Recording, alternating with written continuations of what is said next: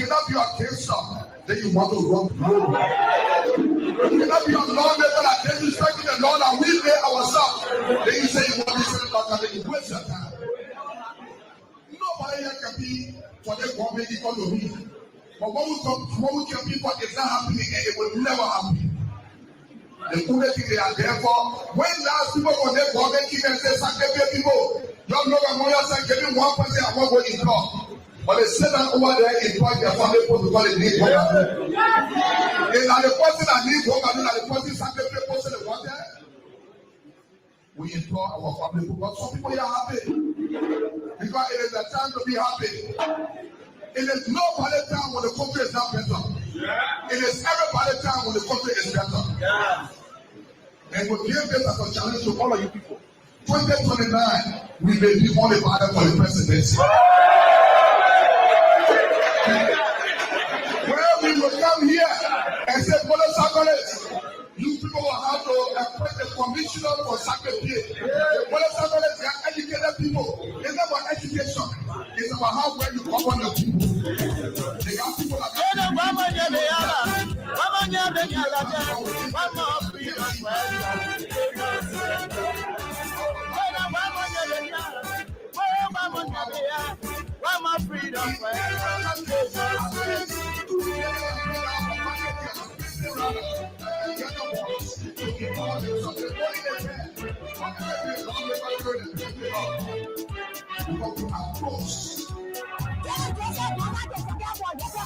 when they were coming, they said they were freedom fighters. When they were coming, they said they were liberators. I want to be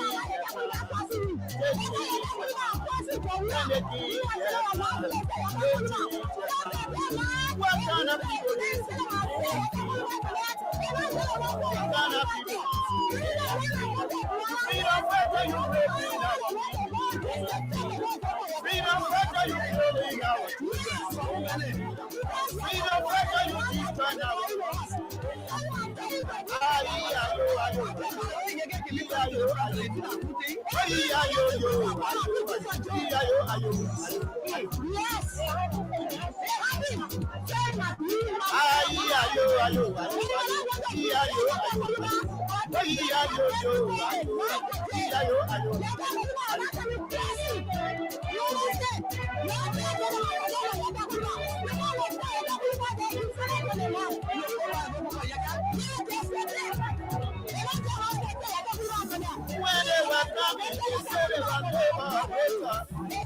When they were coming, they said they were liberators. But when they came, when they came, what kind of people?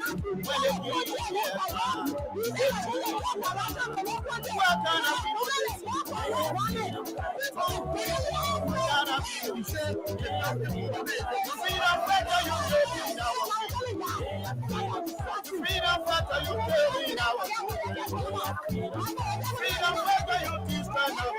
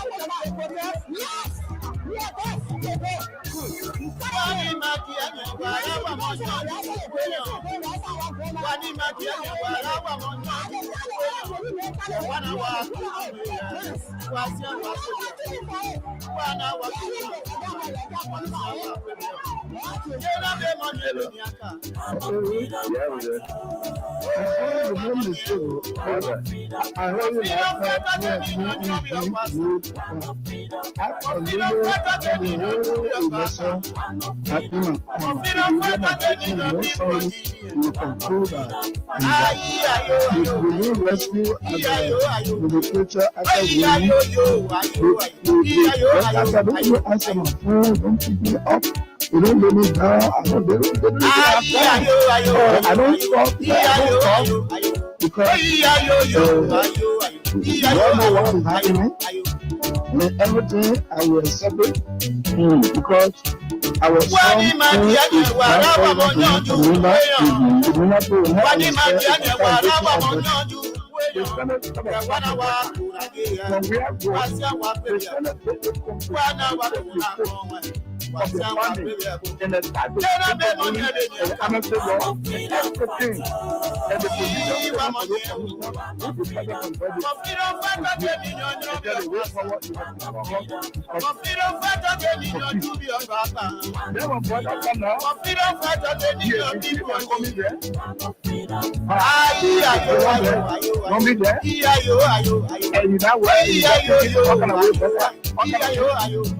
you want to go after people?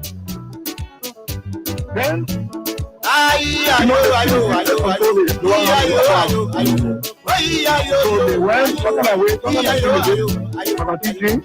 they did a solution.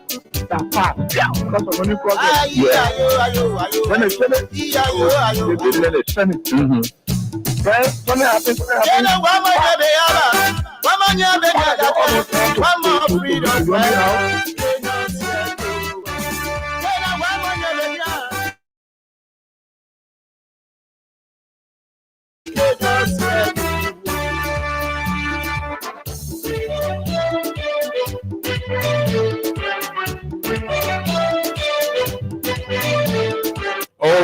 Oh yes, indeed. What a great day. When they were coming, What a wonderful opportunity it feels when they were coming, to be back here behind these microphones to engage when they came, on the issues that matter to Liberia's growth and development. what kind of people they so? They are freedom fighters. And in life is always obvious. Two things are constant. You freedom fighter, you raping our women. One, that you will be loved, You killing our and two, that you will be hated. So you always have to approach life country. understanding that these two variables will be there no matter how good you are, no matter how perfect you think you're living your life. You always have haters, and some of these haters are simply envious. People who envy the fact that you are on the right trajectory.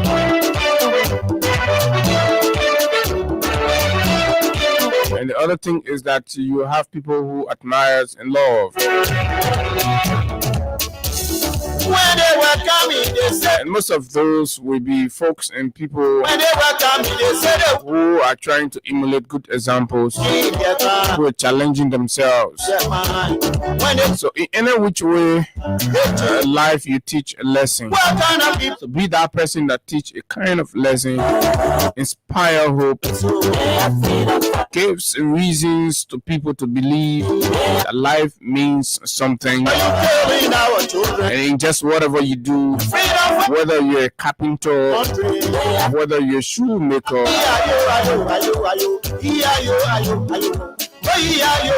whether you're a plumber, give somebody somewhere a meaning to believe that, of course, life is worth living. That's what you call living an exemplary life. Oh, yes, indeed. No singular man has monopoly over knowledge. Be tolerant, accept others, state your disagreements peacefully,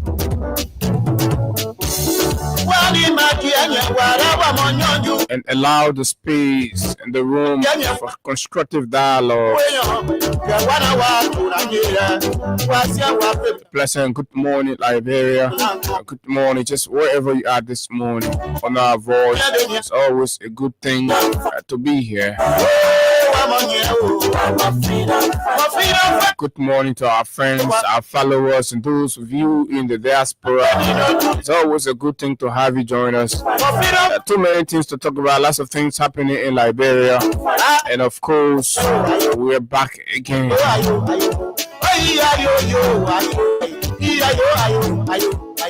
in our effort to uncover beyond the gossips, beyond the emotional innuendos, and of course, the tangent throwing. Here at Freedom FM, Freedom Morning Rise, we seek to get the facts unfiltered. So this morning we play host to a representative from the Kamara family inhabiting the property there in Red Light.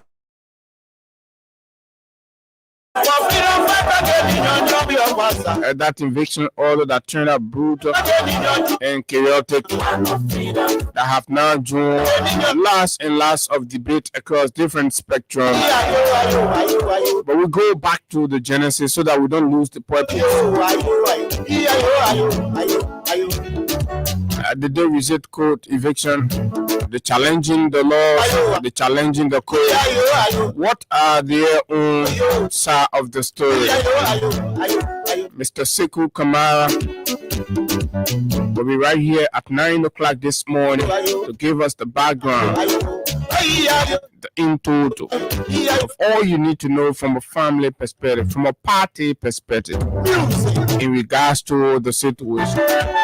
Oh yes, right here on the big station, Freedom 87.9. In the meantime, between time, we rumble through other happenings, critical happenings in Liberia on issues of very meaningful concern to the nation's progress. Still drawing from last week, we want to have our time to talk about the president's statements on last Thursday to sack list. Just oppose that with the job creation program of the president and the government. The president spoke discouraging, if you may, cyclists to abandon cycling, motorcycle riding. Then the question becomes, let's just oppose the president's position with job creation since he became president.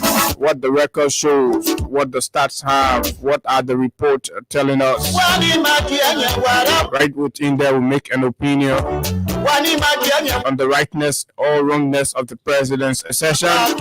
What more the president needs to do, and all that right here on the big station. Yesterday was a scene at the court here was jam-packed.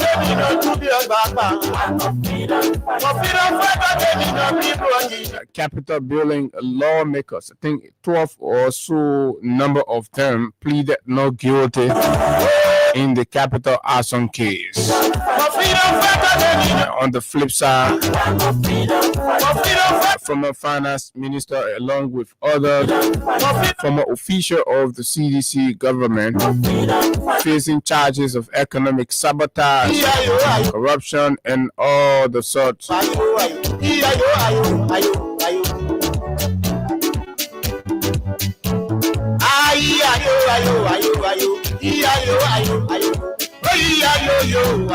File a motion of prohibition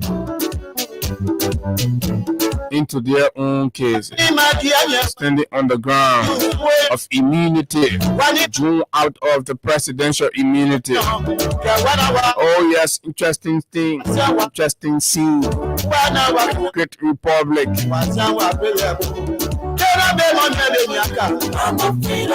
Today is Tuesday, and of course we are giving out money. We're giving 5,000, 10,000, 15, and 25 right here. *255 *1#. Just wherever you are, you're on the keke, the motorcycle, the taxi.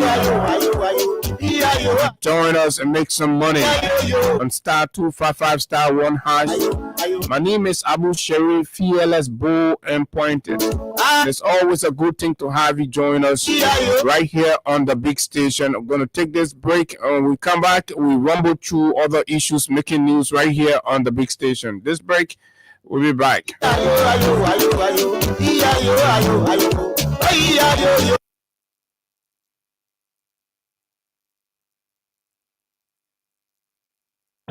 Then they brought it out Tuesday morning. They didn't tell me they had it for me. Oh. Then when I heard what was happening, you know what I mean?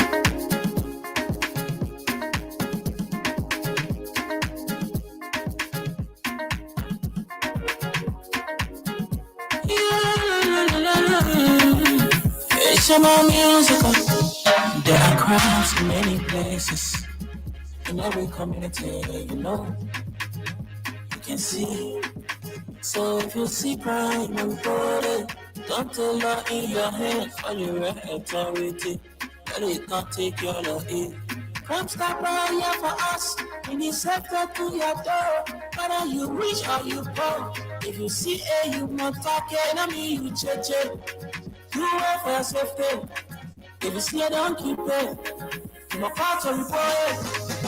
Crime stop, the people bringing safety to your door. Crime stop, stopping crime and make it peace for them before. Crime stop Liberia, from the center to interior. Crime stop, keeping us safe, the stopping crime for all of us. Crime stop, the people bringing safety to your door. Crime stop, stopping crime and make it peace for them before. Crime stop Liberia.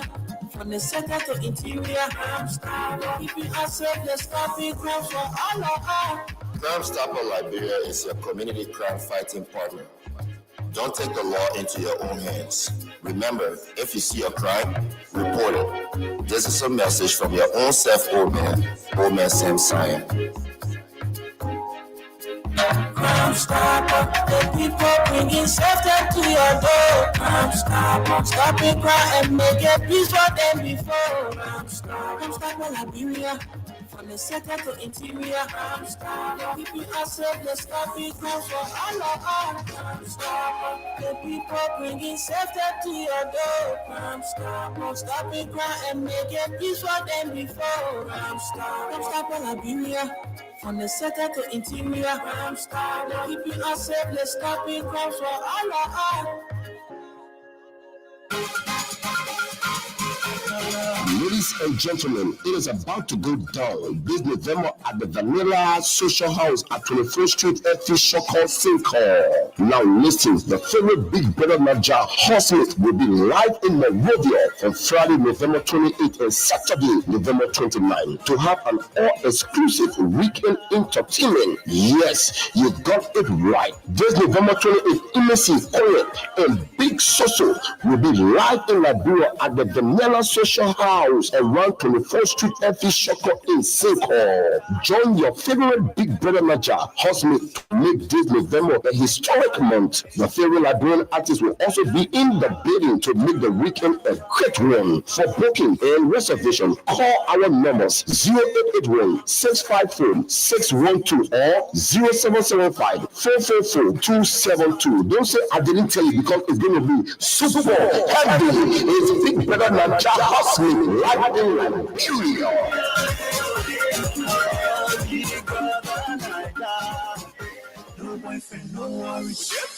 Do you want the professionals to fix your car, or do you need an original spare parts for your vehicle? Well, worry no more. Macabre Garage and Spare Parts on the bypass opposite Orange Head Office is that place.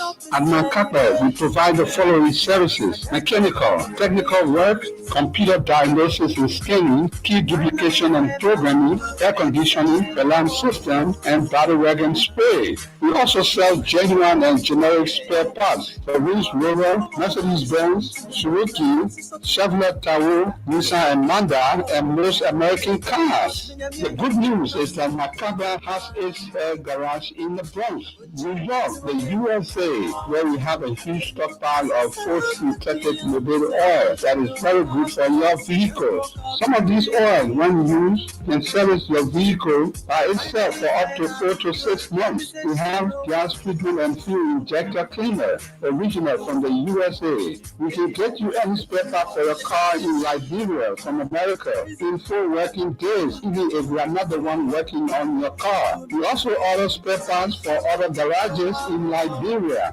We have a tow truck service. Get in touch with us. Just call 0778-324-567, 0778-320-366, or 0778-324-566. Macabre Garage and Spare Parts, Liberia's #1.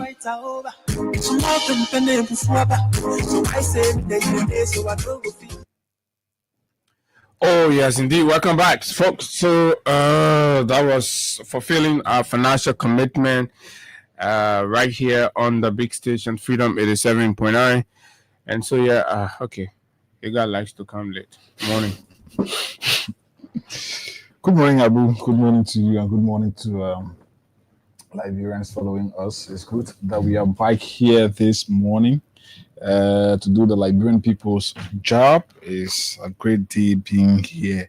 And just too many things to talk about. It's good that we are having conversation on the president's statement, Abu, towards motorcyclists when he commissioned the buses. So rescue puppets and those some of those young individuals who are unable to live on integrity, but instead they are bootlegging politicians for survival. They've been running around with a fake side of my last Friday's conversation on that same topic. So it's good that we are having similar conversation here, and I'm going to have the opportunity to again speak more and let them know what they don't know. So it's good that we are here this morning. Too many things to talk about. The division within amongst the vice president and between the vice president and of course the minister of finance is deepening every day that we speak. Okay, so we're getting more detail on that. Every day we are getting more detail on that, and once they say one year they do them possible. Maybe one day the vice president get very green off and go because what they putting it in for they post it. So it's some they have been get very maybe they mean some meeting they start showing blow. Yeah. You listen to your deputy minister who apologized. But I want to come in time with Jenna. So yes, while we are here, also don't forget our cash giveaway is on, and today is Tuesday, so we are giving out money to you. It's just for $50 Liberian you can play, and all 25 cents. So for 25 cents USD or $50 Liberian, you can stand a chance to win either 5,000 or 10,000 Liberian dollars right here. And all that you have to do is to dial *255*1#, *255*1#, and yes, you're good to go. So between now to at least 8:15 on the 20 minutes, that is because you people are slow in playing. That's why we're giving you a long time. But if we can have it before that time, we can do a draw. So let's see why it is there, and then we give money to you this morning. So we are very aware. Personally, we are aware that a lot of you do not like us, and you despise us not because we've done anything wrong to you, not because we have behaved rudely towards you or whatever, but the simple reason you believe you don't like us, and in spite of the fact that you recognize our brilliance, our intelligence, and our capacity and all of that, but you just hate us. We know now. And it's important that we begin to speak about these things in your faces so that you know that we are aware that you hate us. But guess what? We are excited that you hate us. Because, your hate is part of what we need, to carry on. But the singular reason you hate us, some of you don't even know us. You've not seen us before. You've not met us before. Because for us, we are not one of those people that are all over the place. No, it's very difficult to get to see us or to get to talk to us and all of that. So the simple reason you hate us is because we refuse your moral hypocrisy. What do I mean by that? where you judge morality selectively. So because we refuse to agree with you that anything Boakai is supposed to be good, okay, and it should be exempt from criticism and objective scrutiny. They say, oh, then you hate us. So congratulations to all of you. I hate us for that. Now, this is actually laying the basis to bring us to this whole deputy minister thing, the standard that's being set. And every time we come here, we'll help you, educate you, and guide you on what is the truest essence of a responsible fledgling democracy in a country, and what are the tenets, and what are the attributes that everybody must seek to uphold in such a democracy that speaks to its integrity, and of course that speaks clearly about how purposeful the republic is. And those standards must remain constant across the art, irrespective of who's there or not, right? So that's what it is. We'll keep reminding you about these vices. Now, recently, the president made an appointment at the Ministry of Internal Affairs, that which you should know and all of that, replacing a deputy minister that had earlier on resigned and left the country or left the job. So that appointment went to a fanatic, a lunatical Boakai supporter, an extremist for the most part, for the lack of a better word, and a bigot, a clueless bigot.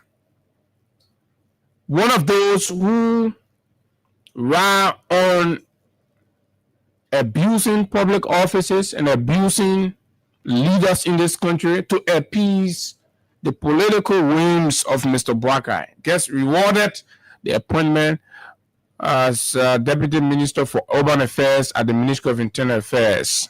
Clearly validating the standard now in Liberia that in order to be appointed or get rewarded public job, you just have to show a demonstrated credentials of the past regime or other people who disagree with Boakai, and then you get all of the attention. That is the standard in Liberia today. The president has demonstrated time without number. So that was not even the news. The news became when this lady went for her confirmation hearing. And we've always said there are a lot of you who believe that because people are in America means they're intelligent. No. Or because people are in America means they know what governance is. No. Or because people are in America means they know. Hey, no stupid people can move from Liberia to go to America. It's not DV. Right? You can be stupid, you can be disorganized, and of course, once luck falls on your side, you will go, right? So, and when you go, you can come back. So you stupid, you go, you stupid, you come back. So it doesn't change anything materially. So the lady went for a confirmation hearing. So took an oath. And when you do that, that means everything you will be saying has to be true, nothing but the truth. If you lie on the oath, you're hearing contempt. Yeah, that's what the framers of our system has it as. So as soon you go to the point where they have to add the religious side, that they swear for you to know that they swear that serious swear. Yeah, so you got to take the Bible when you're Christian. You gotta take the Quran when you're Christian. Because when you're Muslim, right? You take the Quran when you're Muslim, you take the Bible when you're Christian. So to tell you how the state was serious about whatever conversation that's gonna be held under oath. But today, when people violate those oaths, it seems nothing is happening. Right? So Fatima, for example, lied in her testimony. But just before that, Hagar, in any serious democracy around the world, if a nominee lies under oath about their credential, not anything, if a nominee lies under oath about their credential, the process is immediately cancelled. serious democratic in any serious democracy. But Liberia has lost track. And we'll get to the point where all of you agree with us that indeed the way the country is proceeding is unorthodox. But you're okay because you think it appeals to your UP sentiment or your Black Eye sentiment, all of that. Imagine reducing the whole country and, to UP or Black Eye, stuff. This is absolutely, disheartening. But that's what we have. So we have to make do. So that is the universal standard. Because, like I said, taking oath is very serious. You got to go in case about you are swearing to God. You are swearing that everything you come and say that are true. If it turns out to be lie, if it turns out that you deceive, misled, right? You forfeit. Not just forfeit, but there's a punishment that you bear for that. Bro. Correct.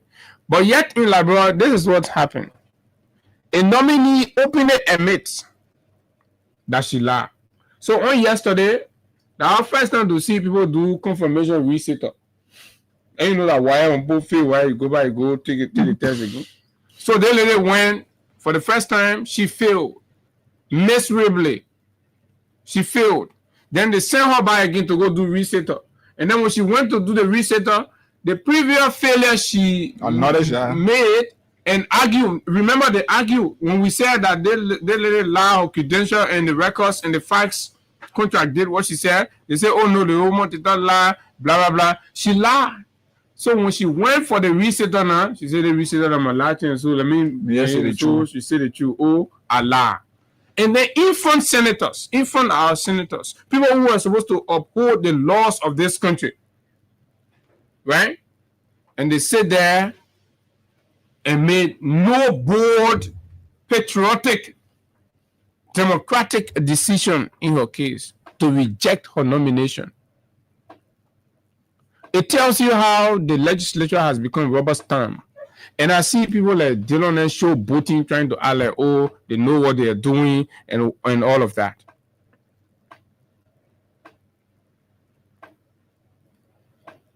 So when you see reports coming up, when you see the MCC, when you see the human rights report, when you see other economic report saying that Liberia is not meeting key indicators, right, validating our democratic credentials, these are the point. We can't have a system, we can't have the law say this one, then we are doing things the other way. And we expect that responsible people are supposed to make report and declare us as being compliant. This is the point. Whether Fatima is one of your attack dogs or whatever, but the fact that Fatima fell short of the ethical requirements and the standards in keeping with laws and procedure, she ought to be denied. She ought to be rejected. That will send a signal that indeed we mean business. So to summarize some of what Fatima said, right? When she appeared, these were her comments previously. I am deeply honored by the confidence placed in me by His Excellency President Joseph Numa Boakai, and profoundly grateful for this distinguished nomination. I would like to take a moment to offer an important clarification regarding my academic background. I hold a master's degree in social work with specialized studies focused on mental health and substance abuse within the context of urban development. So made up nonsense, right? So changing it from the original lie she told that she had a manner, says she manner in social work, right? At the master level, then she manner in social work. I previously misstated this as a manner in urban development. Even with what you say here is a lie. You declare is a lie. To say that, because master programs are specialized studies. You pick a specialization, you go for it. Then you start putting all kind of things there because the place you're appointed for, you have no clue, you have no background. But you want to create a scenario where you're knowledgeable of the area just so because you're so desperate for the job. Right? So she says, I would like to take a moment to offer an important clarification regarding my academic background. I hold a master's degree in social work with special last study focus on mental health, right, and substance abuse within the context of urban development. I previously misstated this as a minor. Imagine at your level, you're telling us, right, instead of special law, because the people are fond of ballooning or misrepresenting the fact and lying about their credentials. So she actually lied that she had a minor in urban development when nothing of that sort existed. How you go do master program and you say you did a master in the one, you did a minor for that same master in criminals. These are dressed up criminals wearing nice perfumes and being rude to other people, and they expect others to come here and be hypocritical like they are and serve them milk and honey. She said, I previously misstated this as a minor in urban development, and I sincerely apologize for the error. What are you waiting for to reject this? Misfit. She's a misfit. Fatima is a misfit. I know you all politicians will go ahead, that only person will go defend her. For all, we get political side, we get political party, we say it as it is. You want to be our friend, be our friend. You don't want to be our friend, it's up to you. But for as long as we sit in these chairs, we sit behind these microphones, we have a commitment to telling the truth, irrespective of who it is. Oh yeah, we've earned the anger of a lot of people. Some are clergy, some are this, but at the end of the day, when they sit down, they appreciate the boldness, the courage to speak truth to power. So who is a Fatima? Hanging back on her shoulder, passing around from one place that we can't tell the truth to. Right? She said, my academic training is comprehensive and remains fully aligned with the competences required for effective services. Rescue liars. So here's the analysis drawn by a very good friend. So why this statement is misleading and why it matters, Ms. Bintu's clarification sounds refined. But when compared with King University's official academic structure, it raises major concerns about accuracy, transparency, and credibility. One. And to you, I say, even continue in her second, her reciter or nomination reciter. Yeah, confirmation reciter. Right? Even at her confirmation reciter, she told a lie.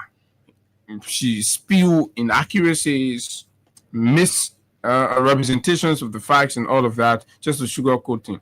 King University does not offer the specialization she claimed. The MSW, the Master in Social Work program at King University has one specialization, direct clinical practice. But the senators are there. You're saying that you're being lied to. And you know, so they tell what they care in the committee room. Yeah. Say the other reason. Lie. Yeah. So the second last, you go lie in committee room again. So all of you folks, fellow librarians, the country belongs to everybody. So take your time, take your gadget. Google King University, right? And research on its master program in social work. Then you know what are the specializations. That when you apply to master in social work, whether you can do anything, Binta say in Kush, say manner in drug, what in rehabilitation. So la. Oh, yeah, looking for something to attach. They say the record shows that the only specialization offered under this program at King University is direct clinical practice. There is no specialization in urban development, a blatant lie. And senators, I saw Kula posting, congratulations, my cousin. See people doing cousin thing. You're running the country like cousin thing. Abu, that's where you have to understand that this thing is not about the qualification or competence. is about the relationship and partisanship. Correct. So there is no specialization in urban development. So the first time she lied, she said minor in urban development. At King University, there is no minor in urban development under the Master in Social Work program. Then she came back. Then she came back for the research. She lied. She said specialization in urban development. So she changed from minor in urban development to specialization in urban development, which are all lies. Graduate level career track, but not name. Therefore, her statement creates the impression of an academic credential that does not exist in the university's catalog, folks. And that misfit is going to go through simply because she is a political ally. And this is how the country is being run. And you don't want people like us to see it. But mind you, Zolizo was denied in the same country. Zolizo. And some of those who denied him are today members, are still members of the Senate. Ombudiki Wambudike. I don't even I forget. Right? Was denied in this country on falsehoods. On falsehoods, complete falsehoods. Qualified, competent, educated, met all of the legal requirements that the court had to go back on sentimental grounds. But you have a dress up misfit relying on lies and deception that's going to make her way through. So what is the essence? And it takes me back to a comment made by, I think it was Imam Krai, right, calling for the dissolution of the legislature. Was it somebody said it? I think it was Krai or so, right? There is no purpose. What are their purpose? How are they assisting good governance in Liberia? It is hard time we bring the legislature on a proper scrutiny, because they are supposed to help national government. They're supposed to help. It's not garbage in, garbage out. That's what they're there. That's what they pay all those money. But again, this is what we have. So, Abu, you've read what the reality is. You know, I always told people it is always better for you to be a real self, because whenever you try to fake and you are somebody who couldn't forget, then you always bring yourself to public ridicule, public, whatever it is. So the legislature or the Senate specifically today, they are seeing the action of Bendu as something that warrant celebration, because we will criticize it. They call us names. But these are the very same individuals who sat over there, like Abu said, in the case of Ndubisi Wambudike, the guy who was appointed to serve as election commissioner for our country, the chairperson. Today, the very Senate, where we have Delon, also denied Zolizo the late. Now, Abu, this is where we are. It tells you what happened to the CDC. The CDC is always being sold out by people they trust or they need. When Zolizo and Ndubisi Wambudike were denied, you had the pro tem there from the CDC. Who was that? Albert Tubachie. But today, the Unity Party senators at the legislature there are protecting their own. Once the recommendation or the nomination is from the president, Abu, no matter what you do, no matter what you say, no matter who you are going to be confirmed. Let's look at the case of Bentu that we're talking about. This lady went and lied under oath. And according to legislative proceedings, when you lie under oath, there is a punishment for you that is prescribed by their book. So you have somebody who went, sat before members of that august body, lie under oath, lie under the Quran, because she went as a Muslim. She lied and had the guts to kiss the Quran. This lady, she kissed the Quran. oh yeah, I see you. no. Once you go there, you have to take the oath, and as part of that, you have to kiss either the Bible or the Quran. That is the normal practice there. So whether she did that, that's what I'm asking. Obviously. Oh, okay. So this lady went, kissed the Quran, lied to legislators. Amen. And it was uncovered that she lied, and then she was given resetter. It's almost like you go, you sit for test, you fail, and the teacher say, "Can't bring smart in and you pass, or bring smart in and can do a resetter." Makeup. You Yeah, can't wear makeup. So the lie that this lady lied that warrant punishment. No, she's not being punished because you have Prince Moi there, because you have Darius DeLon there, because you have Yomli Kanga Lawrence there, because you also have CDC senators who have sold their bellies out to the regime. CDC senators are there. How many of them are speaking? Abu, whenever there is legislatively, whenever in the case of confirmation, the confirmation, whenever the president makes a nomination, that person is going to be referred or sent to the committee.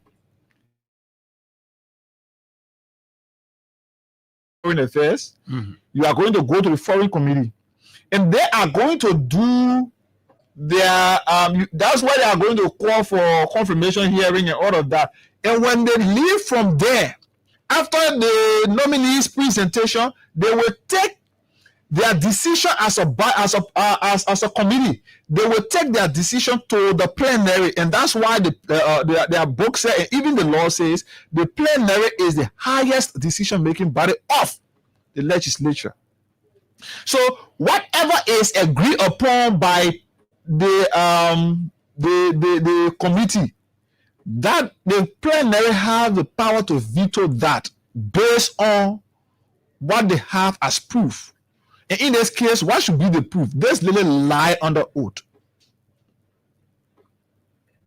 So what do you think a committee will advise plenary in her case? As things are. Because the committee is being headed by a unity party chronic, you always understand that they will want to protect their interests. So what they will do is to recommend to the plenary her confirmation. But the plenary that have senators from the various political parties, not just the CDC, some are independent, some are from other political parties. The plenary now, but I'm told I think CDC senators decline on her confirmation. So they don't have to decline. In that case, you can decline. No, let him do it. For the record, a majority. No, so Abu, you should be putting yourself on the record. Abu, don't matter thing. I cover that Senate. I come here, Abu. I cover that Senate. That thing that men can be doing at a decline. That game they can be playing.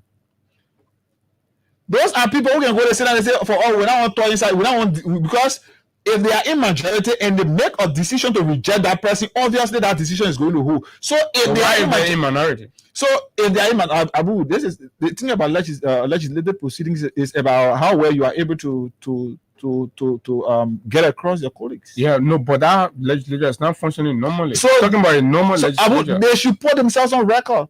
There is no need to say I will decline. Listen, now, so say, okay, these guys, they're not running the play normal. They won't sport the play. So, okay, we don't want to be a part of your sport. Take your decision, sport it, and misrepresent and go ahead. Abu, that's what it is. Trust me, the decisions that are being taken at the legislature today, lawmakers are going to bear the punishment. And tomorrow, when Liberians are going to vote, they are not going to vote for people who decline. Once that decision, they see it undermine the citizen, the interest of the citizen, Liberians are going to consider that you all are the problem for the cause for their problems. So as a result of that, when they are making decisions, they will make those decisions in general. Abu, look at what happened 2020 May 10 senatorial election. Okay. When the people felt angry with the government, when they went out, they voted against bulk of the CDC candidates. Very well. And that's what brought even Dillon today, who has disgraced himself, disgraced his mother, disgraced everything about his family. How Dillon then got to power today? Fair enough. So let's cover something else, and at least we've kind of done exactly what we can do in regards to that. At least the public is informed that there was a case before the Senate where a nominee has told a bold-faced lie on 2 separate occasions, and the Senate on partisan ground are poised to confirm her. I'm sure she has been confirmed. Okay. Because I saw a video where she went at the ministry, and your man Mark was welcoming her. They spoke that I know what. I think that was before yesterday. That thing happened. That thing she was still texting it and all of that. So whatever the case, nothing is going on normal years though. And, so things are just haphazardly operating, and this is what it is. So folks, fellow Liberians, we try to bring you up to speed with some of these things because your country is going down, and people be like, oh, when I wouldn't speaking, they can make the country finish. You will not know the magnitude of danger or damages that's happening to Liberia until after a few time, and then you start to say, yeah, they continue, other countries now get going from, but this is what is happening. It's going to be going down, and what have you, right? So let's go to the NTA. The president spoke, and when the president spoke there, the president made comments. Particularly, what the president thought to address was something that has to do with the level of unemployment. Remember, recently the U.S. MCC Compact released its scorecard grading the performance of the government on indicators, on areas of democratic concentrations, right? And on that scorecard or that gray sheet, for the for those of you who prefer it that way, on the government's gray sheet as released by the MCC, the government of Liberia failed on job creation and employment opportunities miserably. Taking the CDC numbers from 100% government effort to create jobs to 9% in the country. That means for almost 2 years that Mr. Bouaka and the United Party has been around, they've done very little. They've done zero to create jobs, to create employment opportunity, alternative means for livelihood and survival, leaving a bleak hope for the youth, able-bodied men and women, and everybody. So citizens are resorting to alternative means for survival. People are going to probably, their own self-business, they create small business venture, and all of that. The reports are equally terrible on that one as well. But however, this is it. So now, for many years, even before now, some Liberian youths have opted to considering motorcycle as a fast, alternative for employment, self-employment, or means of livelihood and survival. And it has been doing well for some. It has been doing well for some because some have used motorcycle to pay their school fees, to shoulder the responsibility of their families, right? And look after their elderly parents. So as you're condemning cycling, you have to go beyond and look at its impact. The impact that cycling is having on the life of the people who have chosen in the midst of lack of opportunities and all that. But the president said to these cyclists, that your future is not in motorcycle. Your children's future is not in motorcycle, discouraging them to leave it. Then the question becomes, what is our future in? So what means have been created to lead us to that future? As we have been using motorcycle to guarantee a pathway for our children to their future. Because some cyclists, because these things, the issue about motorcycling started from early time coming all the way, right?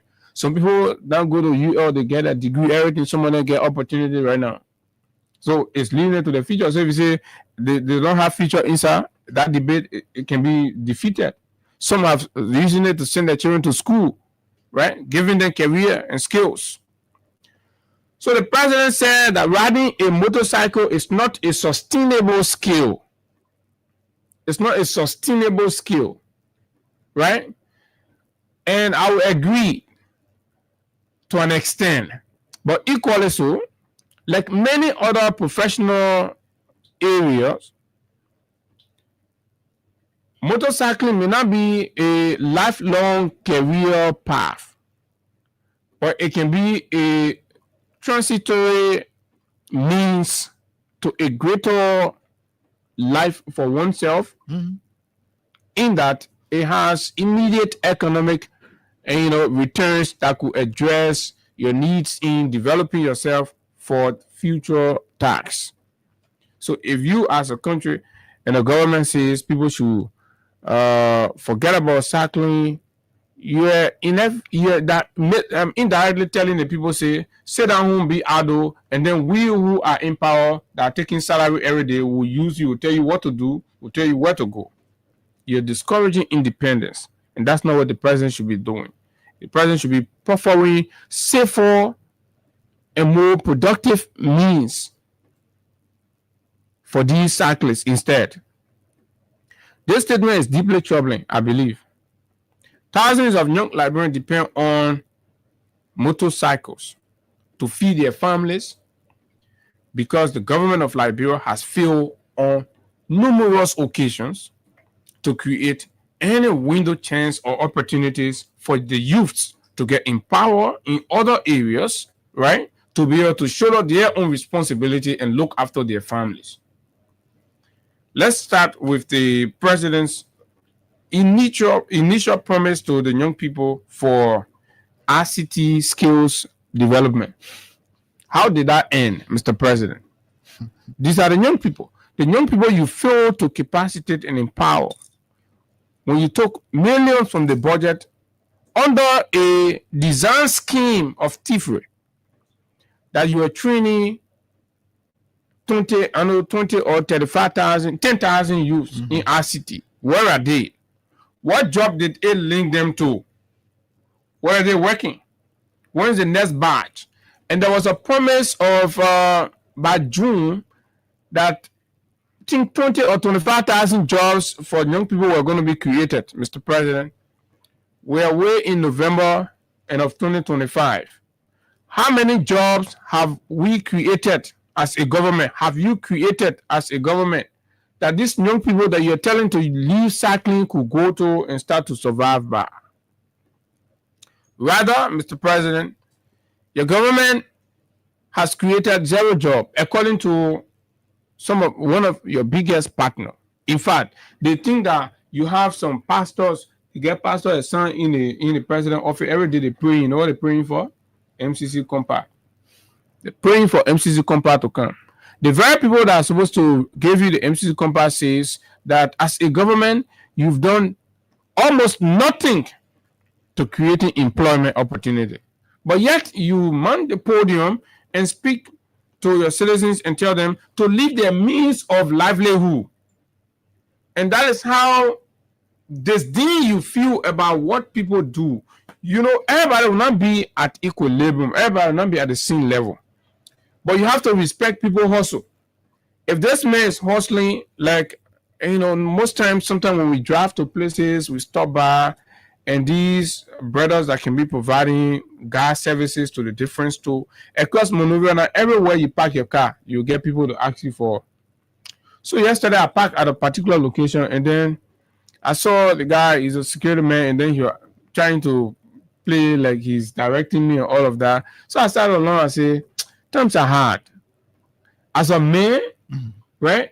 I have to understand that this guy here probably is waiting for a month to end, but he has his Family to take care of. family responsibility every day. Schools are in session. So I tend to empathize. Everybody got to empathize with people who are doing this kind of hustle. They're not beggars. They're not trying to stalk you, right? But just be man, especially for we the men. Be man and put yourself in their shoe.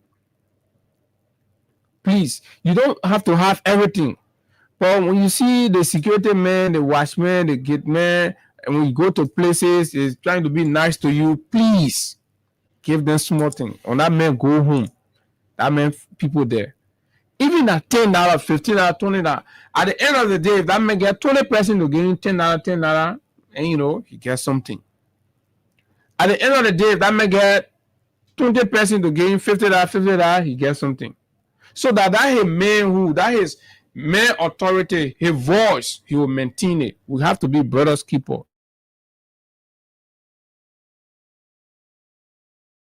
Right? It's shit on the side too. But make it all, but we have to reach out. So this is what happens because you respect other people in their own area and what they are doing.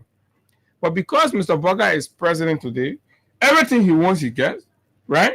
Mr. Baka thinks other people are being either lazy or uncivilized or irrational to thinking that motorcycling got future for them. So because you are rescued, you are in a privileged space. So you think the other people who are down there struggling to make life better, they didn't get sense.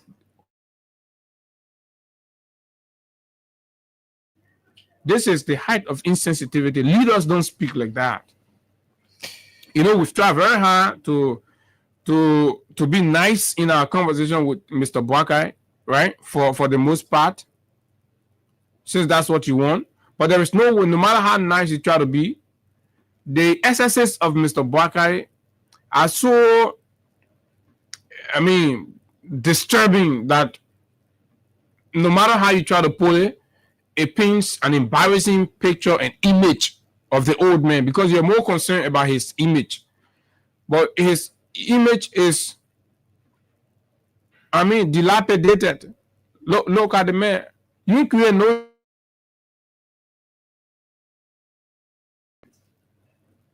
The 3 billion refinery in Buchanan up to now, the Basel people waiting. I'm a Basel guy now, all around waiting for the 3 billion refinery. Say, we'll come and go work, nothing.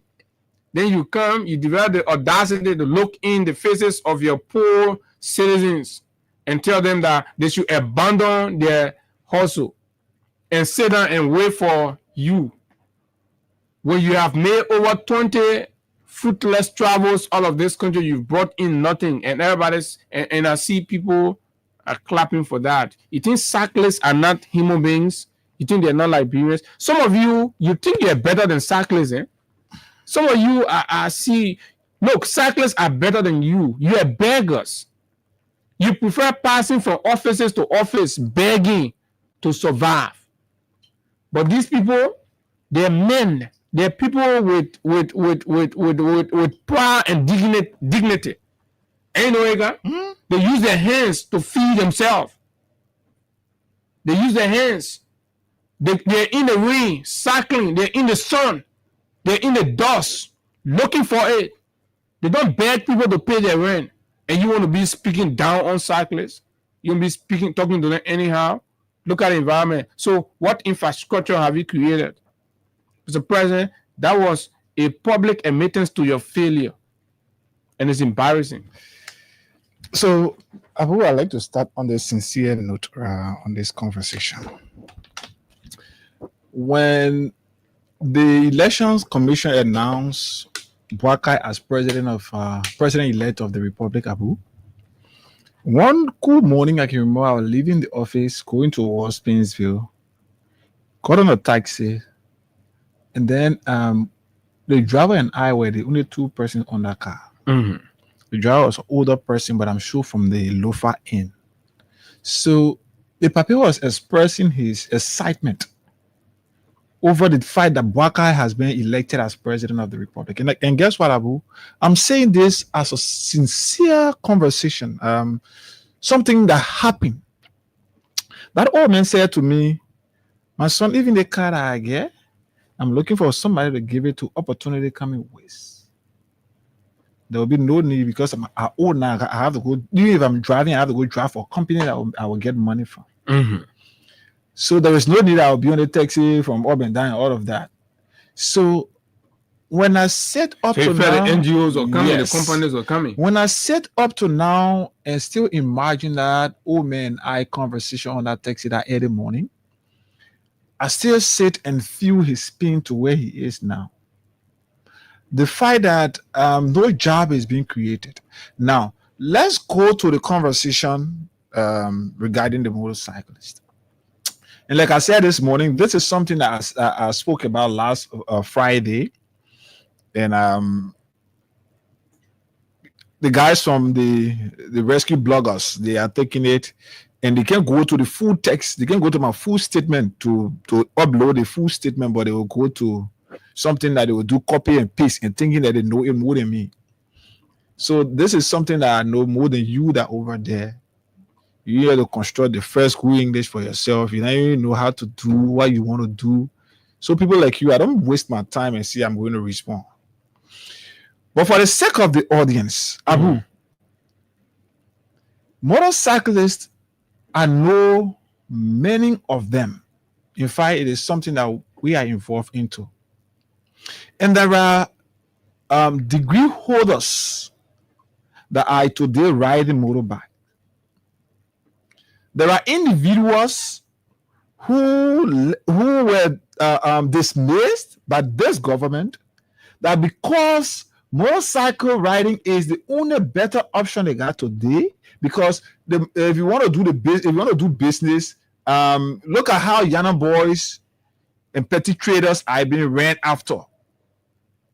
So motorcycle riding is the only fast alternative they have now to be able to pay their children fees, to attend to the well-being of their children by sending them to hospitals, paying their school fees, finding food for them, doing everything for them.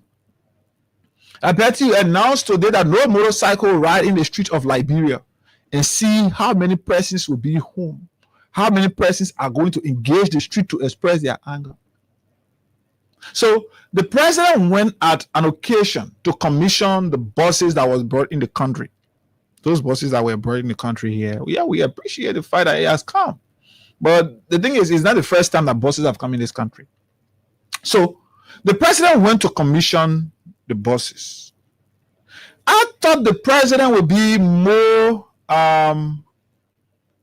understanding enough to know that this government has failed, even according to the MCC scorecard, the government has failed to create jobs for Liberians.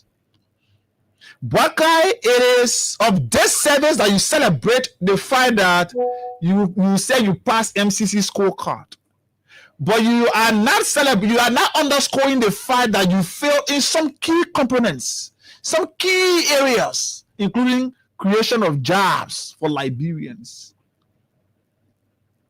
So this government has failed to create jobs for Liberians. There are high unemployment rate. Even people that were selling, the government went after them. So today, many of those who were selling, who can't stand the tension of police and all of that, they've been able to sit home now. So the president go out on occasion, made a denigrating statement against those who are riding motorbike. Statement that can dash the hope if you are not strong enough. The president should understand that this government cannot create jobs for all or every Liberian. No. There will always be need for private sector investment. If we don't have it where Asila Meta, then the beer mountain will be providing jobs. Those who are not or cannot be accommodated by those opportunities are going to be left with no other option but to have the self-employment. And what is one of that component? The riding of motorcycle. Many of those people you see riding motorbike today, they are better off than some of those you're appointing as ministers, as directors. But because they are not dancing to the drumbeat of the Buakai scenario, so you don't see them as qualified and competent Liberians. Some of those people, if you open the lines today, their application letters are at various institutions in this country. Attention is not being given to them. All of that is only being done because your Minister of Labor choose to sell out the jobs that are supposed to be given to Liberians. So the Ministry of Labor is selling out jobs that should be given to Liberians, and those Liberians now are left with no other alternative but to ride motorbike to feed their homes, to take care of their other responsibilities. Then the president go mount a podium to make denigrating statement against these people, dashing their hope, and when we say it, others sit and say nonsense. So today, open the lines. Know how many qualified Liberians are being compared now to tell the motorcyclists. So when he said that the cyclists should leave cycling or what have you, what's the alternative? Did the president? That's what I'm about to ask you. Did the president provide any alternative for those cyclists? So has the government shown anything? I want all of those Unity Party guys to go back to the president's statement. Maybe because when we say it here, they will say, go back to the president's statement and listen to it to understand whether the president gave an opportunity to Liberians. What he said to them. Did the president say that stop riding motorbike? Even if the people stop, you can't tell people say that the 35 buses you've brought, you got people already for those buses. So you can't tell us that you are telling them to stop riding motorbike because you've brought in 35 pieces of bus. Yeah, so he said that he urged the cyclists to abandon cycling and pursue meaningful skills. Where are they? Then the question becomes, what are those meaningful skills and what is the enabling environment that the government has created? It is not like the government has rolled out programs that people are refusing to go to and are rather cycling. Then we all will join the bandwagon to say, look, gentlemen, this other one provide you better, secured, and prosperous future than this other one. This is mostly immediate and not long-term. So we will endorse you to pursue the long-term development and, of course, preparation over this. But the question becomes, where is it, Mr. President? It is one thing to say and sound so civilized, because this is at the cost of elitism. The elites are of the opinions that life is meaningful when you're in that cycle, doing the work color things, and every other thing don't make sense. When people go on the street to sell their small thing to survive, the elite in his car driving is not thinking about what push you on the street to sell, to hawk. No, they do not care about that. They are only disturbed by your physical presence. But the conditions that pave the way to get you there, and they are the elite. They are the one making the decision. They are the one dividing the envelope, right? Tomorrow we may most likely have Benedict Koluba here once more to look at the proposals and the decisions that's been made for 2026. 2025 we finish. So let's see what's in 2026, and then we'll make our verdict. 2024 we made our verdict here. 2025 we made our verdict. So when we have these draft budgetary conversations, we'll make our verdict on how 2026 will look for you, and we'll encourage you to brace yourself and prepare for it. And every time we've done it, we did that, we come back here, we go through the same thing. Around those subjects. But this is key. It sounds good, it sounds pleasing, right? Do not see cycling from the narrow standpoint of young men just getting on motorcycle and riding just anyway, anyhow in the traffic. That is the negative of it, but then the positive. Its contribution to transportation across the country. Emergency situations are transported through motorcycle. And Abu, the government know how much they collected from cyclists just for recent. Right? How much million the government was able to generate. And they're saying all of those things. The president is having a position to say these things. Finance and other people to increase the taxes on motorcycle for revenue. And let me break this news to motorcyclists, those who are expected to buy motorbike. The government is planning to talk to the importers of motorcycle in the country, those who are doing the motorcycle business, who can be selling it. So, for example, if you were buying Bajaj for $850, and now because the way the government behaves to the cyclists, taking them from the street, the cyclists don't have the courage to go register, insure, and do all of those things that the government requested from them before. The government is now making efforts to talk to the importers of motorbikes that you will have to add the registration, the everything that they're supposed to get, you add the money on the motorbike money. So, for example, if all of the expenses you're supposed to make will come up to around 200 or 270, that 270 will be added to the price that you're supposed to buy the motorbike for. So don't be surprised when you go buy Bajaj a couple of months from now, and then they tell you, say Bajaj is around 1,100 or more. That is because when you buy it now, the government say, when you buy it now, forced to go register again. So they will go, they take the registration money that the importers will be giving the money to them. So that when you be compared. So if you want to ride motorbike, you must be compared to buy it for 1,100. So that they're going to be dealing with the dealership. Mm-hmm. Not you anymore, because they understand with what has happened, what has transpired. A lot of you will put a non-compliant posture. Mm-hmm. You will not want to register your bike. You don't want to get all of these things. So they tell whoever is importing, you want to keep importing this bag. Will go to the keke. If you import 2,000 pieces, right, you have to make sure you deposit for their registration and what have you, and then you go out and sell. When you're selling, when the buyers come in to buy, right, all of those, you put all of it there.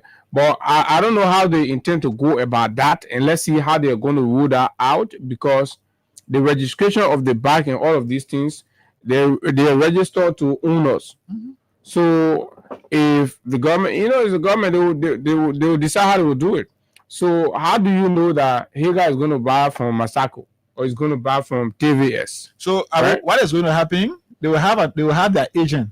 So for example, if I come to buy a motorbike from you, my document will not be pre-prepared. But when I come to buy the motorbike, at that point now, from that point, where you start to prepare my document. But the only thing is, you're doing it for me free, but the money is already in the price of the motorbike. That's why it's going to be like.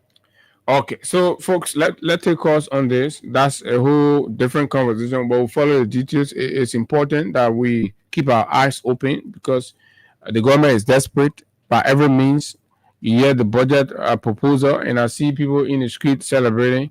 If you know where these, you have to look at the budget and look at revenue sources and see where the government intends to get that money from. Then you know what is going to happen to you in the process. 0776 104 104 086 500 104 plus 231 86 500 104 are the numbers to call, and you will be live. Let's hear your thought on these. Whether it's the Fatima Binta Salif confirmation thing, or whether you think, is this how you want the country to keep proceeding, or you want to speak to and make some views on the president's comments about cyclists and what have you, in the face of zero opportunities created for jobs and employment in Liberia up to 2 years since Mr. Bouaka took over as president of the republic. 0776 104 104 086 500 104 are the numbers. You walk away from the radio. I don't want to cut you off, please. Good morning, Abu. Good morning, Ika. Good morning to you guys this morning. Go ahead. Morning. Yeah, my name is James Pade, and I'm the chairman of the Veteran Assembly in District 16 in Kuta. Abu, you guys have said it all. See, how can you, looking at the situation in the country, even the people are riding back, and still the economy, it's breaking down. The people they hardly get what they need. Yeah. Can you imagine? Yesterday I was sitting, around 7:30 I was into intellectual center. A friend of mine was lecturing. He's a bike rider. I added him, man. When I said, my man, how's the traffic? He said, my man, the traffic is not. He said, this. I said, what do you do? He said, it's a section today. We had to get. He said, before you even get $2,000 a day, you must be strong. I should be strong. President, we got university graduate. There are plenty of more riding back. Yes, he said most of those young guys, they are university graduate now. They are riding back. See, they are telling the people to put it back one side. Why is the employment? People come from they have graduated. They either take wheelbarrow and go in the market or take motorbike and go ride. No job. What is it? And the government officials nowadays, they are mean to people, to the people who put it even in power. They don't share, they don't give in. They will go, people even get around and speak to them nicely. For them to put their hand in their pocket and get the people smarty is hard. So how do you want for the people to live? So what the president is saying that, it does not offer well. Alright? You understand me? Then you're telling the people that you carry everything. Now that that means that you are increasing the price of motorcycles. If you ask something, everything that is taxing and whatsoever, why do people want to get 1,000 plus to buy a motorbike? All right. So the situation is happening. Thank you very much this morning. Thank you. Let's talk to this person. Good morning. Morning. Go ahead.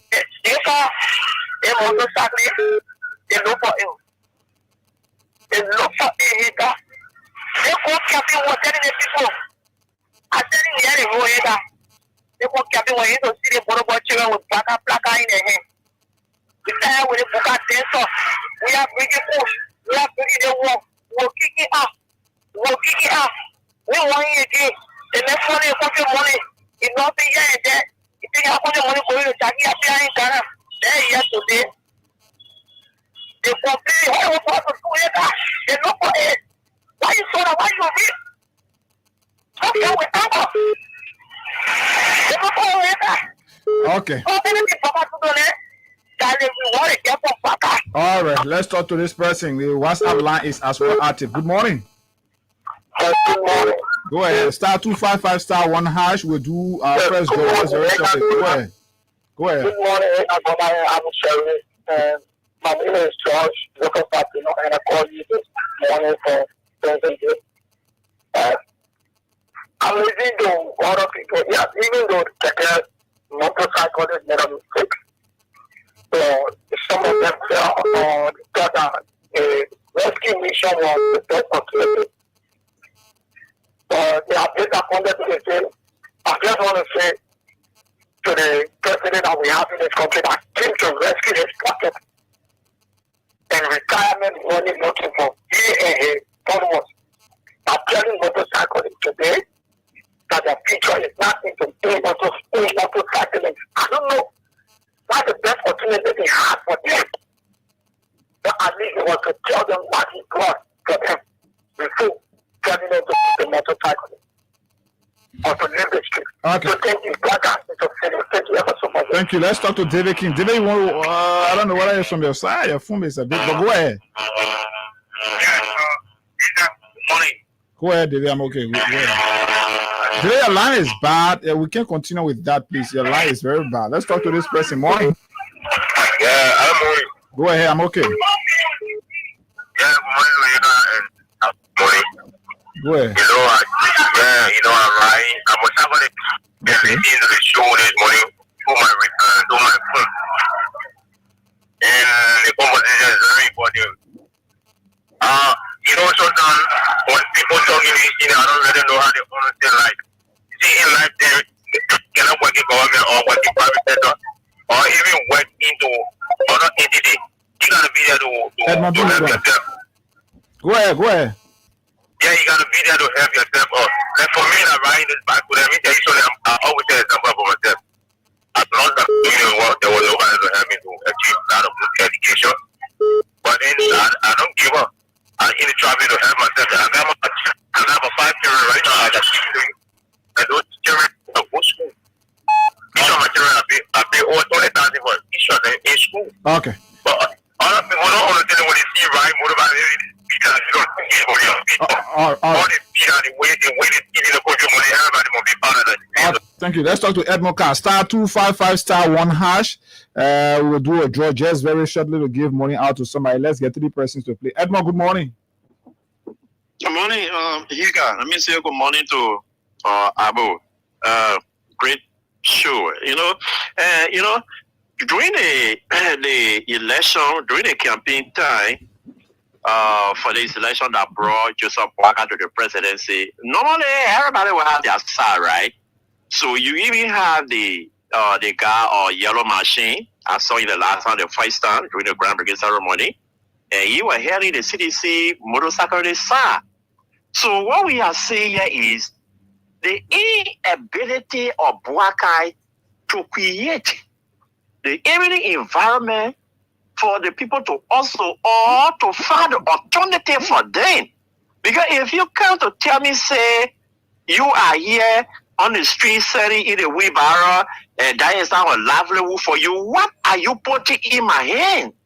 We should say, praise be to God, that at least the guys have been able to also motorbike a keke. Lord, look at it this way, Iga. If you take away motorbike and keke from this country, you think you will even drive? You think you will even have the means to even go in Freedom FM studio? It's going to be a chaotic situation. But the president, the party president, when he is speaking, he talks as somebody that is on the mind. No. Edmond, I think that is not the way to say it. Basically, what they communicate is that the government speaks for a certain group of people and they do not care about the rest of the people. That's how it seems to me. Yeah, but something you look at the security implication, because when the economic situation is not okay, you look at the security before the president come to the public to say those things, you should weigh all sides. What is the economic implication? What is the security implication? If we do away with all of the motorbike, send them by to go and sit down and wait for jobs to come because motorbike riding out to be a livelihood, we let go all of the keke rider and then go and wait on the to bring job. What is the economic implication? What is the security implication? You don't look at that. But you go, he loosely put all garbage up there, and then his supporter will run with it that he has said something good. Okay? But quickly to this lady, look. That is a bigger job for 2025. Reset up for confirmation hearing. You know, that is clear. That is a bigger job, and we are going to run with it. The lady have gone flip-flopping. You know, that the first time in the history of Liberia. And then these are the senators that we have over there. Oh, they got, they say, Johnny Pay, and you got money that Johnny was there, promoted. Oh, yeah, you got all of the money. Yeah, yes, he in the House, he in the Senate. What is the contribution to Liberia? Okay. So here we are, 0. Okay, so Edmond, before you leave, let me ask you this matter with your colleagues, the visually impaired or physically challenged individual, are they getting any positive redress? No, for now, there is no positive redress. In fact, they go protest our last stage. We have some physically challenged Johnny, the visually impaired, to push for the removal from the commission. But up to present, the state board will talk to you people, and nothing is happening. And this is why we said the last time when President Weah was at the helm of power, when protests were held in front of the foreign minister, even Grandma Ellen Johnson Sirleaf, The moment she drove past by, she will send somebody immediately, and then meetings will be arranged. Okay. And you will go and sit with the president and discuss the issue. All right. Thank you. So nobody meeting with them. Thank you, Edmond. Thank you so kindly. Let's talk to somebody else. David, I can't pick your call because your line is a bit bad. I don't know. I'm not really getting it. Morning. Yeah, you got. Go ahead. Morning. Yeah, Abu, how you doing? Mm-hmm. Good. The common board chairman and I join from Stockholm District 4. Go ahead, sir. And for the record, let me do a record. I'm a motorcyclist. This guy, Abu, I listened to one very important question that you guys asked this morning. Okay, granted, argument from Mr. President, our hair should not be in motorcycle. We agree.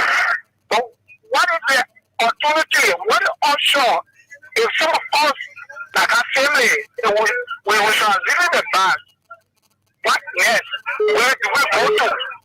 Mr. President, are you considering that? You can please vehemently telling us that Mr. William was making us a ride back, that you were coming with a lot of companies and you want to take us to employ us, you are going to give us vocational skills, you are going to give us scholarship and land. Since you came, what has you done in that direction? We are seeing you. Or follow Beckham, Mr. President. Do you want to be Beckham like you? Thank you. Let's talk to Masisi. Masisi, morning. Two more calls and then we. Good morning, to Abu also. I am coming on my children. Morning. I hope you have a flower in today. Flower. You already did Abu, I want to get there. Go ahead. Yo, let me say this. You don't get very buggered at me. You don't get very. What we look for? I said it 3 times. Let me repeat. What we look for in this state will be for 6 years, and nothing will happen. So. Because we told the people they didn't listen. Then therefore decide not to go back over the place. Back is only for coffee, nephew. They send him money for all things. You don't be for left body for the food. Don't worry. You are back. So just for the street, make him walk out of them. They try to write motivation to somebody get degrees. They have degree all like one round by. Or the job was not there, my son. The one is riding motor back. So something a family. So you take that money from there and use it and throw it out of the street. And you make it fuck out of us. Pretending, you have to get what a trade for people. What a job. The important is draw people they can take. You draw for the night, you got a cowboy. You are the cowboy process now. You need to the step where you go to cowboy. And the job you go with a people. You cowboy now. All right, Masisi. Don't jump. All right, Masisi. Thank you. Thank you. Thank you, Masisi. Morning, Daily King. Yeah, morning. Yeah. Sorry, your line was bad first, so I could not pick. Morning. So I was in the house. But this lady, Fatima. Go ahead. Daily, your line is bad. Your line is still bad. Go ahead. Am I okay now? Yeah, much better. Go ahead. Yeah. I'm asking if the one Fatima were confirmed yesterday. That's why we are hearing. Yeah, if she were confirmed, then what happening to our CC lawmakers? Because these are the president, we majority there. As Alphonse Joseph. My man, give us your view on everything related to her. Forget about what happened to the CC lawmakers. We know what happened. And if we will have, it took one person to make that, to push that logic from the opposition community. We're having to be the so-called line. And it's very deep nowadays. So Fatima have lied on an oath. Finally, Wabodike did that, and he was denied. So why you think, but anyway, I understand Mr. Baka is a lawless man, so he has a lawless country.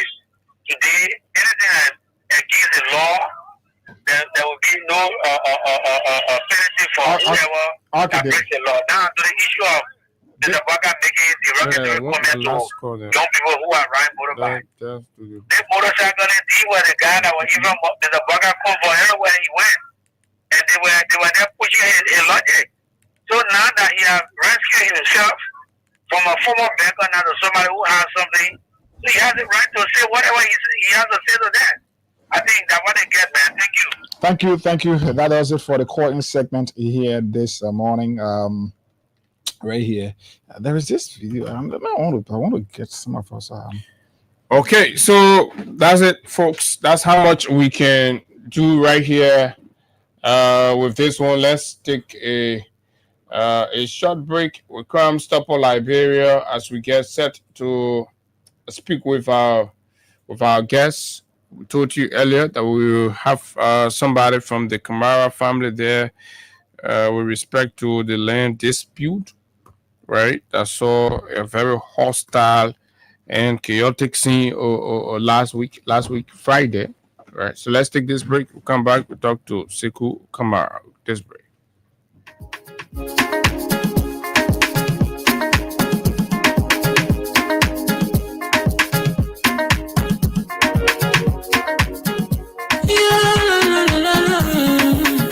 It's about musical. There are crowds in many places. In every community, you know, you can see. So if you see crime and report it, don't take law in your hand for the right authority. That it can't take your law in. Crime stopper here for us. We need sector to your door. Whether you rich or you poor. If you see a you must talk it, I mean you check. You wait for your safety. If you see it, don't keep it. You must call to report it. Crime stopper, the people bringing safety to your door. Crime stopper, stopping crime and make it peace for them before. Crime stopper Liberia, from the center to interior. Crime stopper, keeping us safe, let's stopping crime for all of us. Crime stopper, the people bringing safety to your door. Crime stopper, stopping crime and make it peace for them before. Crime stopper Liberia. From the center to interior, Crime Stopper, keeping us safe, let's stop it, crime for all of us. Crime Stopper Liberia is your community crime fighting partner. Don't take the law into your own hands. Remember, if you see a crime, report it. This is a message from your own self, Old Man Sam Cyan. Crime Stopper, the people bringing safety to your door. Crime Stopper, stopping crime and make it peace for them before. Crime Stopper Liberia, from the center to interior. Crime Stopper, keeping us safe, let's stop it, crime for all of us. Crime Stopper, the people in every community, you know, you can see. So if you see crime, report it. Don't take law in your hand for the right authority. That it can't take your law in. Crime stopper here for us. We need sector to your door. Whether you rich or you poor. If you see a you must talk it, I mean you check. You wait for your safety. If you see it, don't keep it. You must call to report it. Crime Stopper, the people bringing safety to your door. Crime Stopper, stopping crime and make it peace for them before. Crime Stopper Liberia, from the center to interior. Crime Stopper, keeping us safe, let's stop it, crime for all of us. Crime Stopper, the people bringing safety to your door. Crime Stopper, stopping crime and make it peace for them before. Crime Stopper. Okay. Crime Stopper Liberia is the official sponsor and partner of the nation's biggest breakfast platform right here on Freedom 87.9. This is the final lap of the conversation, and like we said, we're very honored and pleased to have with us one family member representing one of the family involved with the land situation. I know there have been a lot of emotional misinformations or in the air around the situation there because the way it played out. So this is a perfect opportunity to give us a background and know exactly how did we get here. This is Freedom 87.9. My name is Abu, and of course Higa is here, and we have Mr. Sekou Kamara is here representing the Kamara family, who is a party to the dispute in Raleigh. Sekou, good morning, welcome. Thank you, Abu. Thank you for having me. I want to say good morning to all the listeners. So I'm happy to be here. I'm here today to clarify so many things, especially the recent event like in Red Light. And so I think Speak to the mic. Put the mic to you. Oh yeah. So Okay. so I think it's very important that the public know the real story and what is really happening, and why is it that the people out there are, were resisting the illegal removal, Okay. the illegal eviction. So Okay, you call it illegal eviction. yeah, I would call it. It was actually And you also said that people were resisting. yeah, the So- people like basically like they were defending. So their there was property. resistance. Yeah. So yeah. Okay, but tell us, who are you in terms Yes, of your relationship with the family? Let's be sure who is speaking. Yeah, so let's say, like I said, I'm Sekou Kamara. I'm the authorized representative to speak on behalf of the late Mamadi Kamara, and I'm the late Mamadi Kamara family. I'm also the current, let's say the current administrator of the entire estate of Mamadi Kamara. Okay. So, and I'm part of the family. Okay, part of the family, Yes. the administrator, Yeah. right?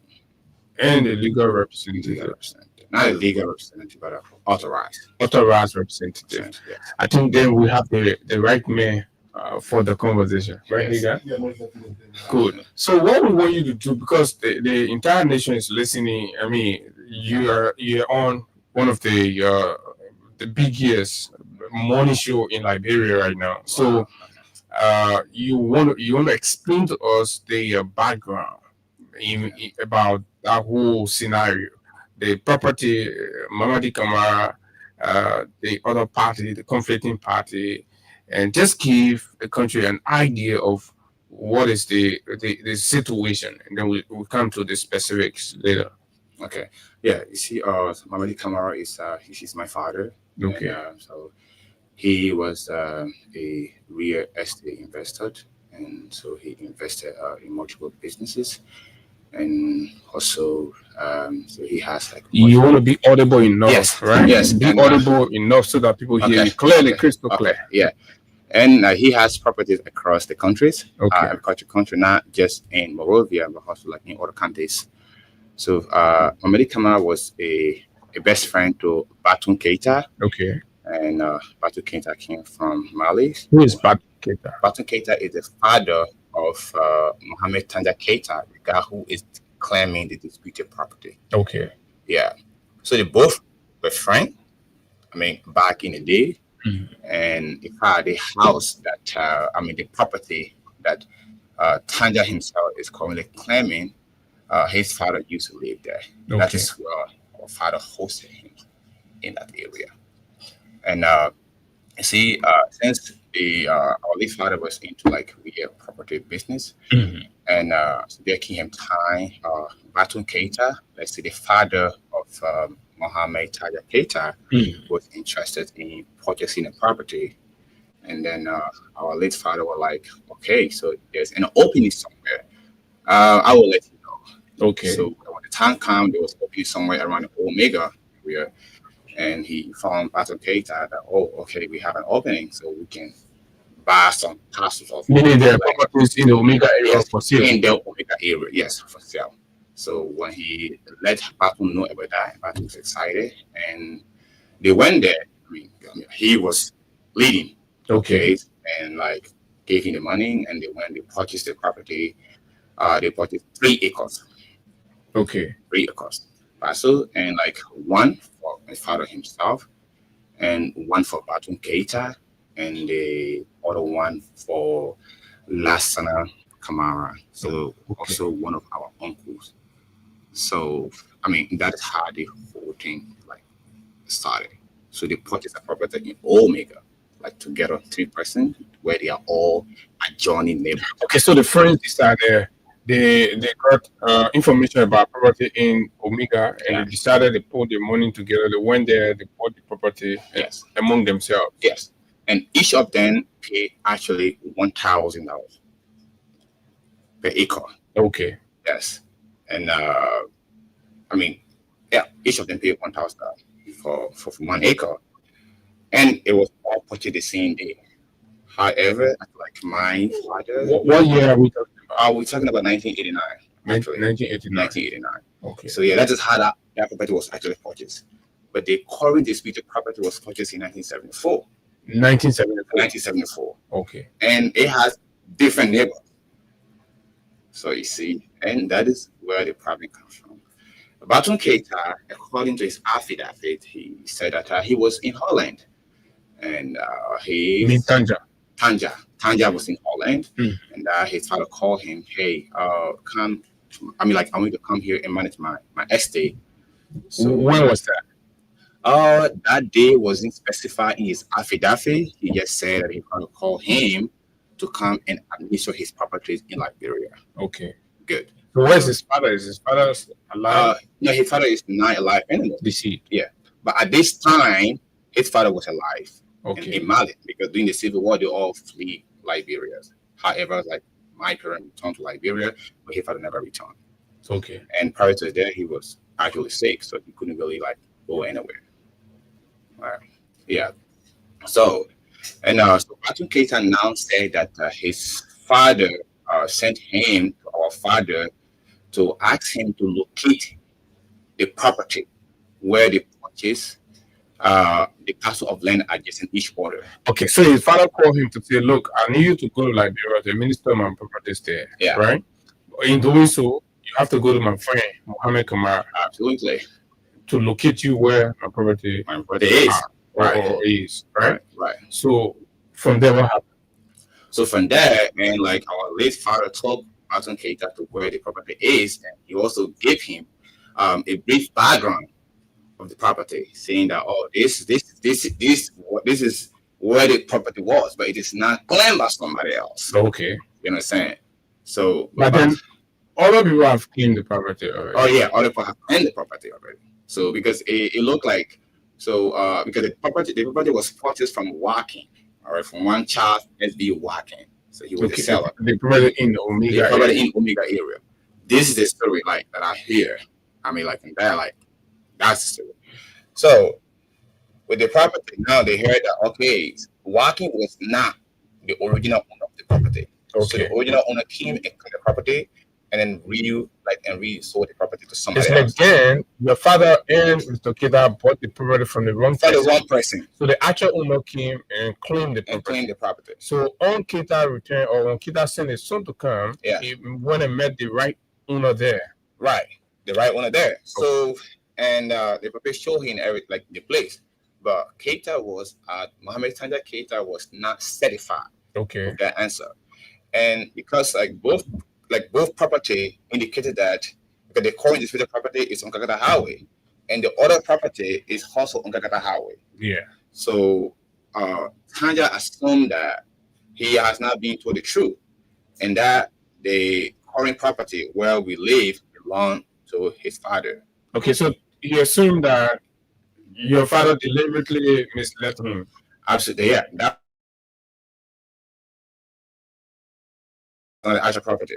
Believing that where your father was, that's equally on the highway to Karata. Yeah. Is the actual property. That is the one in red light. Right. Okay. So the whole thing, Keita started this whole thing around 2018. So he started all this, I would call it nonsense, going back and forth, coming, saying that, that is the property. So Keita decided to go through the Liberian authority. And before that, did he raise issue with your dad? I'm not satisfied with your narrative. Where you took me to, I'm not sure that's it. This is where no, he didn't. So what he did, that's how he went to land authority that he's not saying the truth. Okay, so he left your father and went to land authority to pursue the fact for himself. What he believed was the fact. What he believed was the fact. Okay. So, and then when he started working with land authority, he ordered a survey. They came, they surveyed the place, a private survey that was conducted. So it is the result of that survey. Where was that survey conducted? It was conducted on that specific property. The disputed property in Red Light. Okay. So when he conducted that survey, when was that conducted? I think that was April 2019. 2019. Had the survey report. Okay. Yeah. So the report of that now, because that whole survey was his own thing. But then had he already commenced legal proceeding or no? But then he has not commenced legal proceeding. Okay. But this is where he started all his things. But he worked with land authority to do everything. He has been told this is not the property. The property is over there. But he disagreed with that. So now he took matter into his own hands and now going to like land authority, trying to manipulate the entire process. So because the land authority was behind the family to submit a deed to them.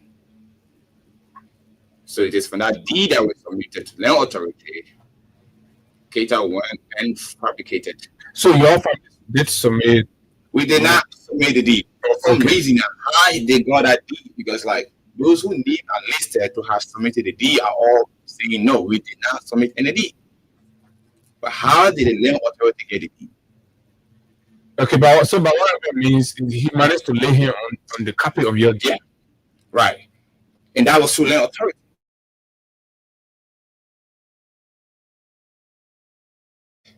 1909. I want a deed for 1909. There is no change of title, absolutely. And what is the 1909 deed say? Well, the 19 is Aboriginal deed, but he said that it's a public land sale deed. Contrary to the descriptions of what is written on the deed. And this is something that was actually raised during trials. For some reason, there was also a no. Okay. It didn't take into considerations. So, like, to summarize it, he had like conducted a survey. Okay, so the law authority with Keita, they conducted the survey, and what did the survey generate? So the survey, like the survey report says that yes, that is the place. The red light area. The red light area is the place his father purchased along with his father. How? So did the land authority present a report with their office, from their office, indicating Batuli having property in that area? Yes. In fact, they said that we are occupying the place illegally and that the area belongs to Mamadi Tanja father. And they produced that document. They produced that document from land authority. From land authority. So, I mean, like, land authority is not in position to determine who owns the property. I don't think they have let's say that authority to say, okay, the property belongs to this guy. Only the court can do that. But the guy who conducted the survey, he said that, he declared Mamadi Mohammed Tanja Keita as the rightful owner of the property. So now that Keita used that document to sue us. So so you used the document from the land authority to go to the court. Go to the court. Okay. Everything that we did is court. The matter has not reached to the court. The matter only reached to the court after he conducted that fake survey and using that report, attaching his deed, and then filed his complaint. So just in relation to the issue involving the family of you say what is his name? Abatun Keita. Abatun Keita, and of course the land authority in your family. You've said all of the names mentioned to have given their deeds did not. In fact, they declared that they did not give their deed. Yeah. Why was the step taken by the family of yours, your family now, to at least call the attention of, maybe since it is this way that we are now understanding what is going on, this was a calculated plan by them to get your land away from you. So what did you do in terms of reaching the legal system of our country to ensure that the right is, because if somebody goes to an institution and allegedly forge documents, warrant court process. Definitely. That is exactly what we are supposed to do when the whole process initiated. But it's like when they came to the property, he said that if you want me to submit my deed, you have to go to the court. Once you file in your case, I'll reply with my deed. Okay. This is why he consistently told the land authority. So every time they come, so he would tell them. But what really happened, like the land authority, like over the fact, because and they claim that there are people that represent us over there. So you cannot represent. Like for me, I have the power of attorney. All right, all those are submitted the deed. Like they have no power of attorney, and the Keita guy, he has the power of attorney according to record. So like he was accepted to do like everything with power of attorney, but for us, like it was an easy way to do everything. Like just let that door open where anybody can bring anything to the family and then you accept it. You cannot submit a deed if you are not a legal representative of the family. And all of those guys are denying that they never submitted a deed. Then who submitted our deed to land authority? But that's a question that your family have to find answer to.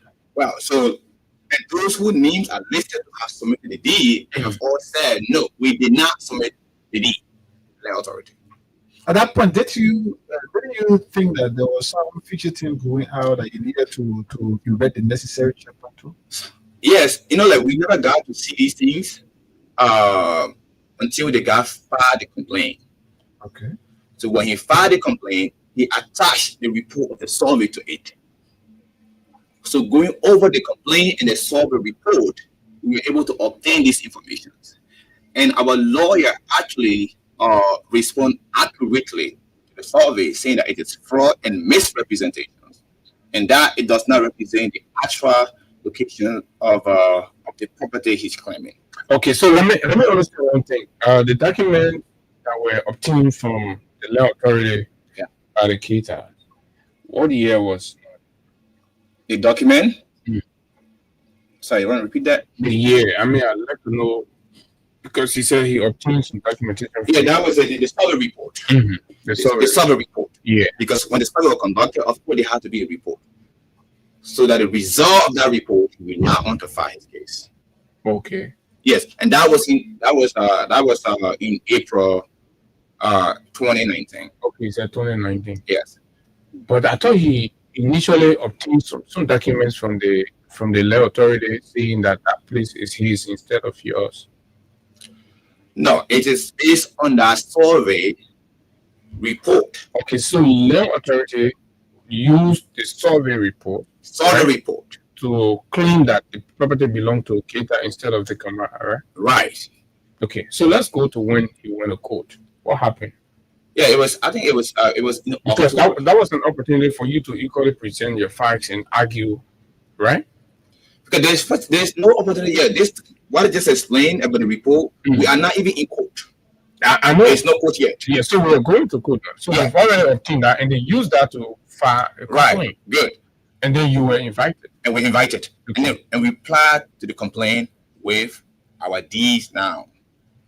All right. And all the allegations, I think there were, if I'm not mistaken, probably like 16 count. And we had counsel say but then, so like, and he tried to strike everything down. So you see, like he talked a lot about misrepresentation and fraud, like this is not the right place, and presentation of fraudulent claims and all that were actually mentioned. So which was actually cleared. But for some reason, this escalated this to this level. So at the civil law court, what happened? You lost the case. Yes. How? At the civil law court, we lost the case. And how, that is also a good question. How did we lose this case at the civil law court? And so we think the case was highly manipulated. So you see, because if you take the 2 Ds, if you assume we submitted 1974 D, this man submitted 1989. So the adjustment are not even the same. He submitted 1989 D. He submitted 1989 D, and we submitted in our response 1974 D for the current disputed property. Okay. And the neighbors are not the adjacent property. No, they are not the same. All different. On the 2D. But like even when we went for the Jewish fires, what really happened? So like I don't know. The jury confirmed that the guy, the area belonged to the guy, the Keita guy. So relying on the information that was presented. But if you take a keen look at the 2D, like for that place, they are different. Even the locations of the 2 parcels of land that we purchased is different from that of 1989D. We also have our 1989D. What basically happened that we only submitted 2 Ds, 2 1974 Ds, and each D represent 1 lot. Okay. Each D represent 1 lot. And then he submitted his 1989D, which represented 1 acre. His portions of land has 1 acre. We also have an acre based on the deed that he had. And another person also have an acre. So 3 acres altogether. But the guy, where he's claiming that the survey only gave him 2 lots from his 1 acre. Because the right document is not being used, so the survey result gave the guy only 2 lots. And he agreed to settle for that. Right? He agreed to settle for that because that is what the stopping code says. I mean, because the stopping code affirmed to that report from the lower court. So if we have to go by that, he filed for 1 acre. He was awarded 2 lots. Then where is his meaning 2 lots? That was a point of problem during trial. But for some reason, that was a no. This man here said that he owned 1 acre of land. But because we only presented 2 1974 Ds, and each of which represent 1 lot. Okay. And the question was, where is our remaining 2 lots? And we said the D was not available by them. Because during the war, a lot happened. Like people travels, whatever the D was actually hiding, like the Republican, he had everything in his suitcase. And it was there. So that wasn't discovered until he passed away. And they like going through his the other lot. Yeah. So going through his attempts, we were able to uncover all of these Ds.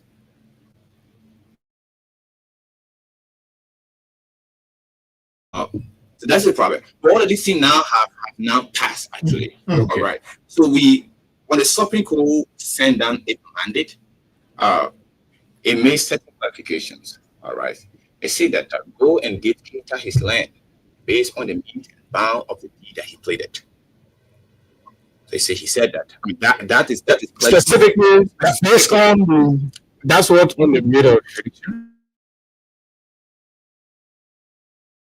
The rate of invasion. Okay, were you served as a family or in everything? Or if people say I didn't receive 1, I don't have 1 on record.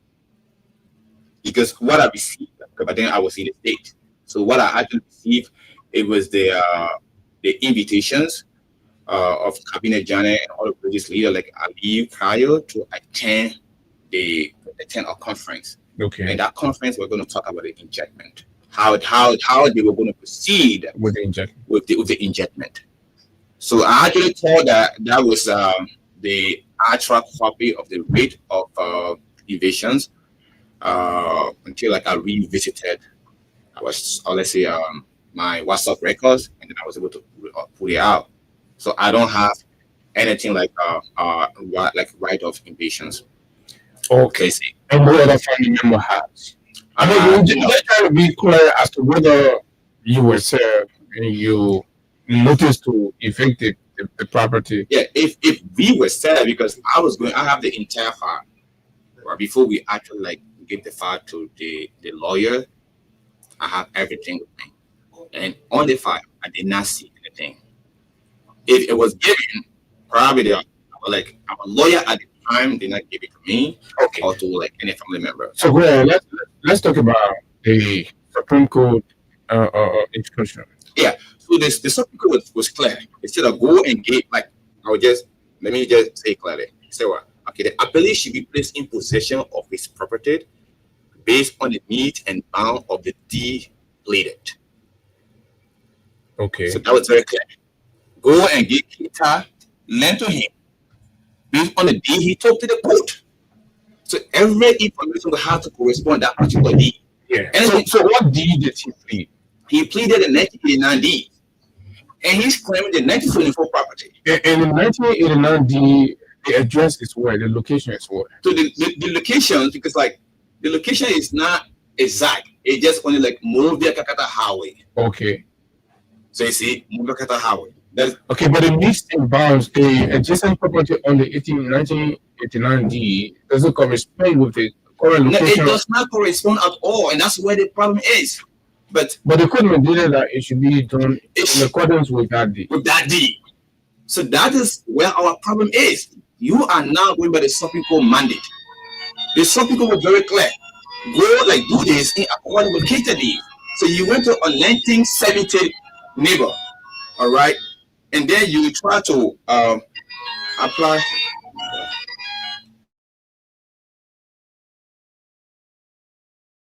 You went to a 1970 neighborhood and then apply 1989D. It is not going to work. So you see, but the Supreme Court is saying that go and get kids. Was that the point of resistance? That was the point of resistance. That's why if you go to the house, to the property, we still solve it first. But they usually go straight to the invasion. So your family is saying, come and do the survey. Come and do the survey. The code have said, do the mix and bound. Mix and bound, right? So let's do that. If the mix and bound correspond in the presence of everybody, then let the man take his property. That's your family position. That is our family position. But they have not done that. And that is what the Supreme Court says. What do you think they are not interested in doing that? I have not.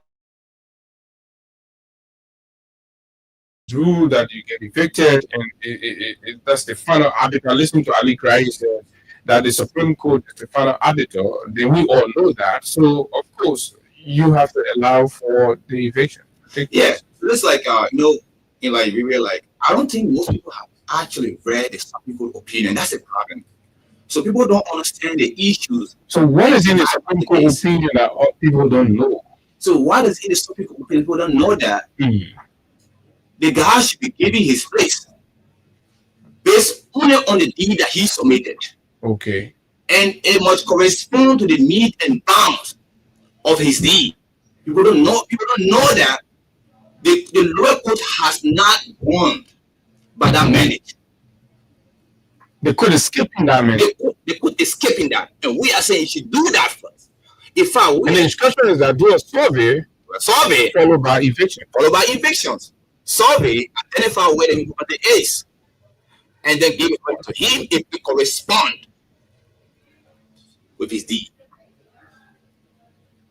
But that was not done. And why do you think so? Like I said, what could be your suspicion? Well, there are a lot of foul plays in this case. Like, upon review all evidence, every information in my possession, there are a lot of foul plays in it. Again, PETA and the land authority actually work together because everything here was, let's say, orchestrated by PETA in collaboration with Liberia Land Authority. You're accusing the land authority. Definitely, and I already sued them. You sued them? Yes, I filed a lawsuit against them for fraudulent survey. I mean, like one for demarcations. Like, yeah, I sued the land authority. Okay, we'll talk about that. Okay. Yeah. So with that, I mean, the issue lies. So we want, like the public think that, we are challenging the Supreme Court decision. No, nobody is. In fact, we are defending the Supreme Court decision. We are saying, give this man to him based on the meat and bound of the deed that he played. Simple as that. Do that, and to do so, you have to have a survey in the present, not only PETA, in the present of the adjoining neighbors. So you also have to be present. So the concern is, couldn't there be a better way to have resisted or communicated that instead of the blockade that your family put on Friday?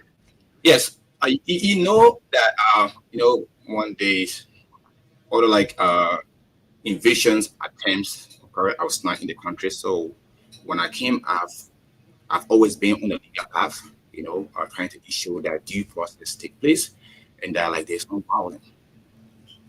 All right, so and people really listen to me, and at some point they will say, "You don't know this country. This is not America. We're your neighbor." So it's like, I don't know what is happening in this country. Okay, see that they're not going to listen. I told them, listen, let's take this route. All right. And I was following that. But sometimes, like, it is just me. When Okay. people say that, like, this is not America, you know what I mean? This is not a Western world. All right? And that's what you get. When people have no trust in the system, they resort to violence. But I don't believe in that. And I think a lot of people have seen me around, maybe like around the Temple of Justice. I mean, like the land authority. So from what happened, the general view of your family reaction is that you're violent, and when you witness some of the videos from there, other citizens, passerby, chanting and saying being violent and all of that. Yeah. So you see what happened? I don't know about the previous one, but this last one actually, that was staged. You think it was staged? Yes. You saw a lot of talks around, right? You saw a lot of criminals around, right? So I went there early in the morning because we had an agreement actually. So you made the stage to implicate you? Yeah, it was staged. All right. So they even tried to push me into it, but I'm like, no, that's not gonna happen to me. I'm smarter than that. You understand that? So it's like they were not into it. So imagine, all right. So like I fought so hard just to meet the Chief Justice of Liberia. And when I met him, I didn't ask for much. I didn't ask anything contrary to the Supreme Court mandate. What I told the Chief Justice, like, let's go by the Supreme Court mandate. To be honest, he was happy, he was excited. And he said, my son, I admire you. They show that we have at least someone good who is understanding of the law. What do you want? I'm like, let's give that place to him based on the meat and pound of the deed that he pleaded. This is directly in the Supreme Court mandate. He said, yes, that's okay. To be honest, I wasn't alone. I was there like with other adults. Okay. The Chief Justice agreed. He said, no problem. We'll do that. And so I would call the lower court judge, all right, and then I will ask him to invite the both parties into a conference. Then we will set a day for the survey, and then we will do everything we done peacefully. That was the agreement. That's come from the Chief Justice. Okay. Because he sees that this was the best path. So what happened? Yes, when that happened, yes, there was a Monday straight to lower court, and when I went there, it was honored by the judge, Judge Peter Benewalet. He honored. He was also excited to see that we are taking that route. Again, he also appreciated, what I'm doing. And you had a conference. We had a conference. All right, and I was not hosted alone. And what was the result? No. So what happened when we went there, we were given a citation, all right, to come to his office for conference on the 11th of November. Okay. And on the 11th of November, we went there. Even Cabinet General was present.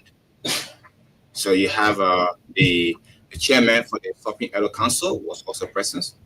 And so you have, because the citation that was given to us says that we should bring our surveyors. We also take surveyor with us. Think that we are going to have a survey, a peaceful resolution to this particular problem. So you see, our surveyor was there with us. Okay. And even the judge told us that this man is one of the best surveyor in the country. He has taught so many people. So he's one of the best person that you can have. So what was the outcome because of time? What was the outcome of that conference? The outcome of that conference, they were going to reach out to us. Okay, they were going to reach out to us about a specific day they have chosen to execute a Supreme Court mandate. That was on Tuesday. On Wednesday, like, nobody reached out to us. And on Thursday, at 6:25 in the morning, I received a call that the police have surrounded the entire place with some criminals. Contrary to the outcome of the meeting. Contrary to the outcomes of the meeting. And this happened in the presence of the cabinet, the chairman of the. And what was your thought? You thought you were being played? That is what I thought, because we're talking about the Chief Justice in the lower court here. They've been promising to do the right thing, and the year go contrary to that. He did not do me. Okay, so lastly, the violence happened, everything happened, and 16 of your family, relatives, and what have you been arrested? I don't know. Are they still being back? Yes, still behind bars, and we are working. We are working on getting everybody out. I'm told there was a meeting with the president. Did the president call you for a meeting?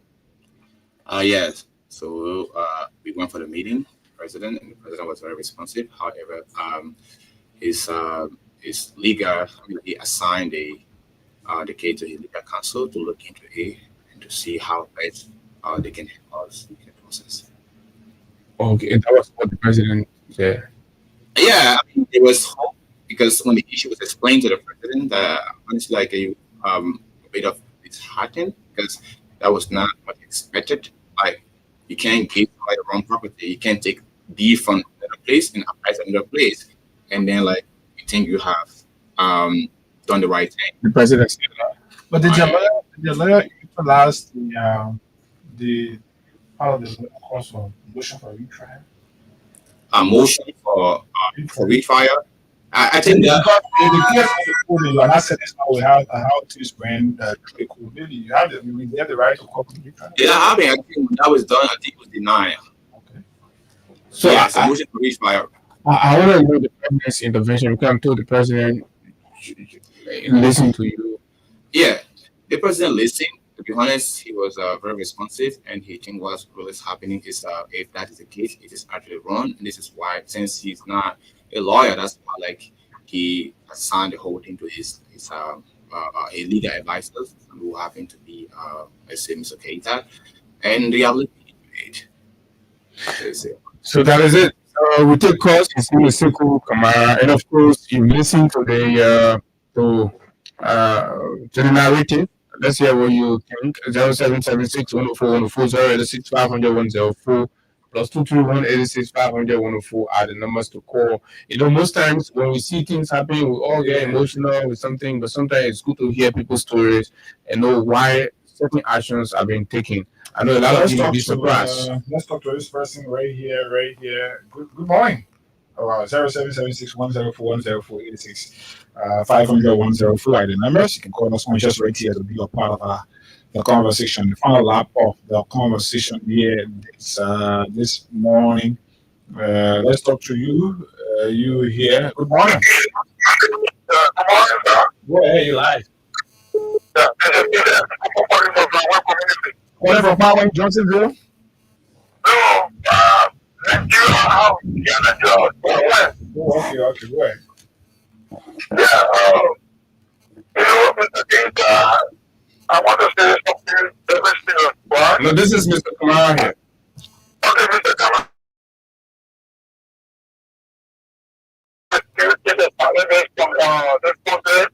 We have serious issue on that. And our government tries to place no issues when it comes to the sometimes if they don't take time to be war in this project. And which of course we don't want. So I want you to take it easy as you have said that this project is your interest. We are praying that everything should be perfect. Okay. Thank you very much. Come on in. Go ahead, you live. Yes, sir. All right, come up with Chairman, like I was talking to before. Let me say to Mr. Kamara, I was at the red light like this, I saw some of the action. And I first apologize to your family for the things you went through that they were for you. But so it's not true at times this generation of Joseph, maybe it was for the same of this generation of Joseph that you saw that day. But I may also condemn violence on both sides, because the both sides are type of violence. But mostly, the police there have a great responsibility. Because, most of the guys on the other side were not operators, they were not trained people, but we had people in uniform who were trained, who took all dogs, who were doctor or people who were supposed to do the arrest. Instead of police doing arrest, me, my person, I saw Zogos who were entering and grabbing, who were bringing it out before police arrest. Those are not good things for the civil democracy. We saw people being in the custody of police, and then people who were considered as Zogos were taking or beating on them, throwing so at them. I saw it, I was there, I saw it. So those are things that I will truly link to the government in I feel that it should be investigated. I feel that the national police that will, given a responsibility to operate there, their commander or in control of that department should be investigated. I think those are some of the things that we conclude, okay? Like, the implementation side after when talking to all of them more violence. Because police are spending a more violence was occurring in their face. Thank you. Okay, Peter. Let's talk to this person. Go ahead, live. Morning, boss.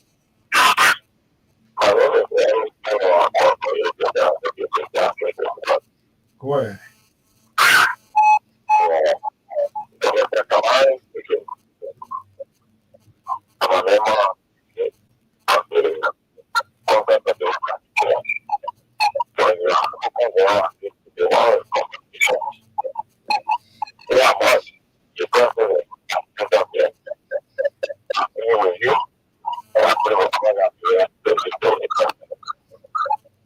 All right, thank you very much.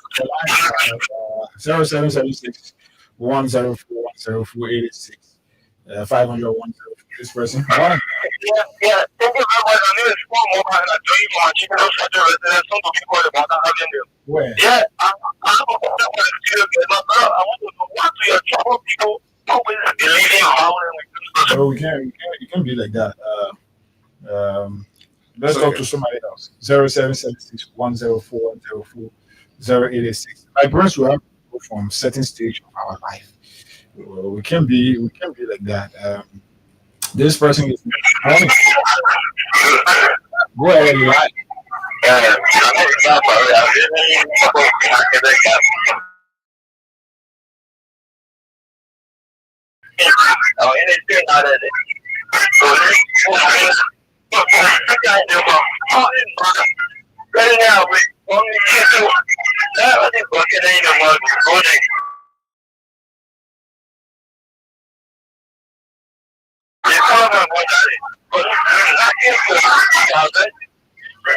right, thank you very much.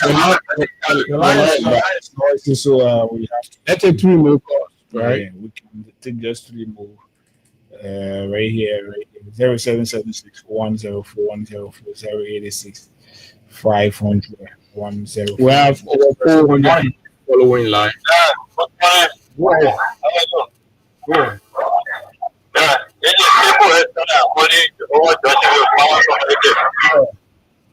Yeah, let me get my own service first. Let me get our strong service for happy. My name is Ahmed is someone you can't be satisfied. According to what your father said, put to some person and then something for that person, let it give it to you. The person tell it, I think give it to you. You're not satisfied.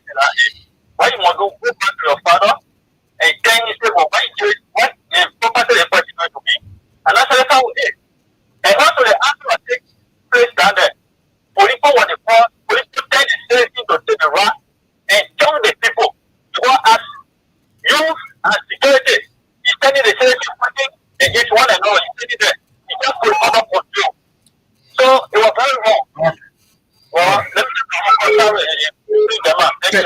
Thank you very much. Thank you very much. So that's what it is, right? The goal is to understand what actually happened. And you listen to the brother. And too many things are possible. And that's what we hope the president's intervention will bring reasonable conclusion to this matter and will bring real wisdom to the situation, because too many things we are hearing. I know a lot of people get emotional. Somebody is calling and say, "Oh, this is violent." You've not even understood the nitty-gritty of what transpired, but you're rendering generalized conclusion. But anyway, this is where we are. Kamara, you listen to the callers. How do you respond?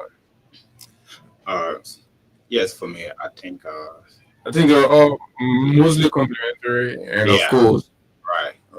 Especially the one. I mean, one guy there, he wanted to talk about the violence, that's happening. But like for me, the land authority just has to be careful in everything they do, because as one of the callers said, land issue in this country is a huge problem. So they need to have a system in place to handle this thing. But So what I just let every listeners know is that we did not try to engage in a violence, especially that particular day. And everything that you saw over there was actually staged. You saw the criminals, you saw the talks, attack by tender, because there were some people arrested that were not actually part of the my family. So it was just around the area. So behind the fence, we have a talk that was there that the twins that were throwing stuff. So, and that was just to make the family appear very bad. Or the other one doing it. You saw if they were fired in that money. You know who did that? Can we put fire in our own house? We're not gonna do that. But someone did that from behind, but you don't see that because there was no journalists or cameras at the back. We have less than 5 people in the house. Less than 5 people in the house that say, you know what, this is our property. We are not leaving. We will stay right here.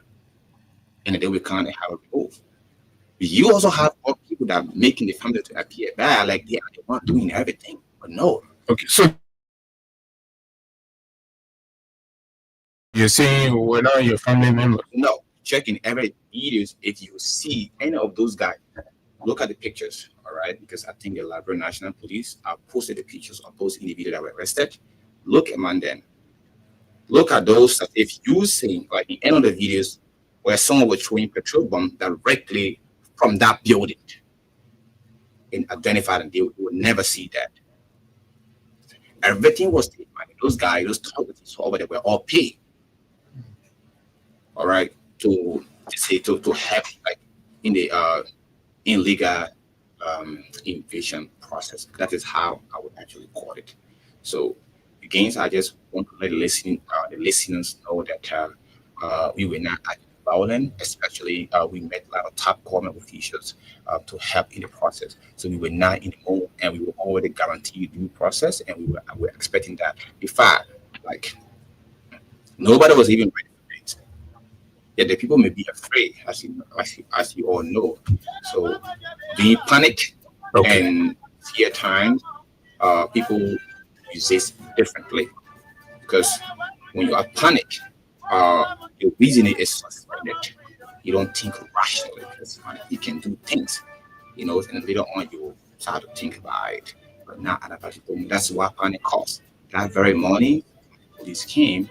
I mean, it caused chaos and panic because we were not really expecting any evictions at the moment. Okay. Thank you very much, Sekou. That's how we like to bring the curtains down. His name is Sekou Kamara, and of course, he's been here. He's the family representative there for one of the parties involved in the red light land dispute.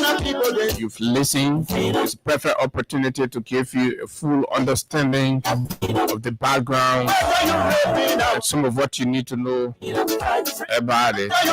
Inform your judgment and your position. This has been the Tuesday morning presentation of the Freedom Money Rise on Freedom 87.9. We gotta go home. Time is up. We'll be here on tomorrow on the midweek edition of the Freedom Money Rise. Until then, let's keep the peace of our country. This country will not burn. So until we see you on tomorrow, do have yourself a wonderful time. My name is Abu, and of course, Hagar is always here. And together, we'll serve you breakfast. Bye-bye.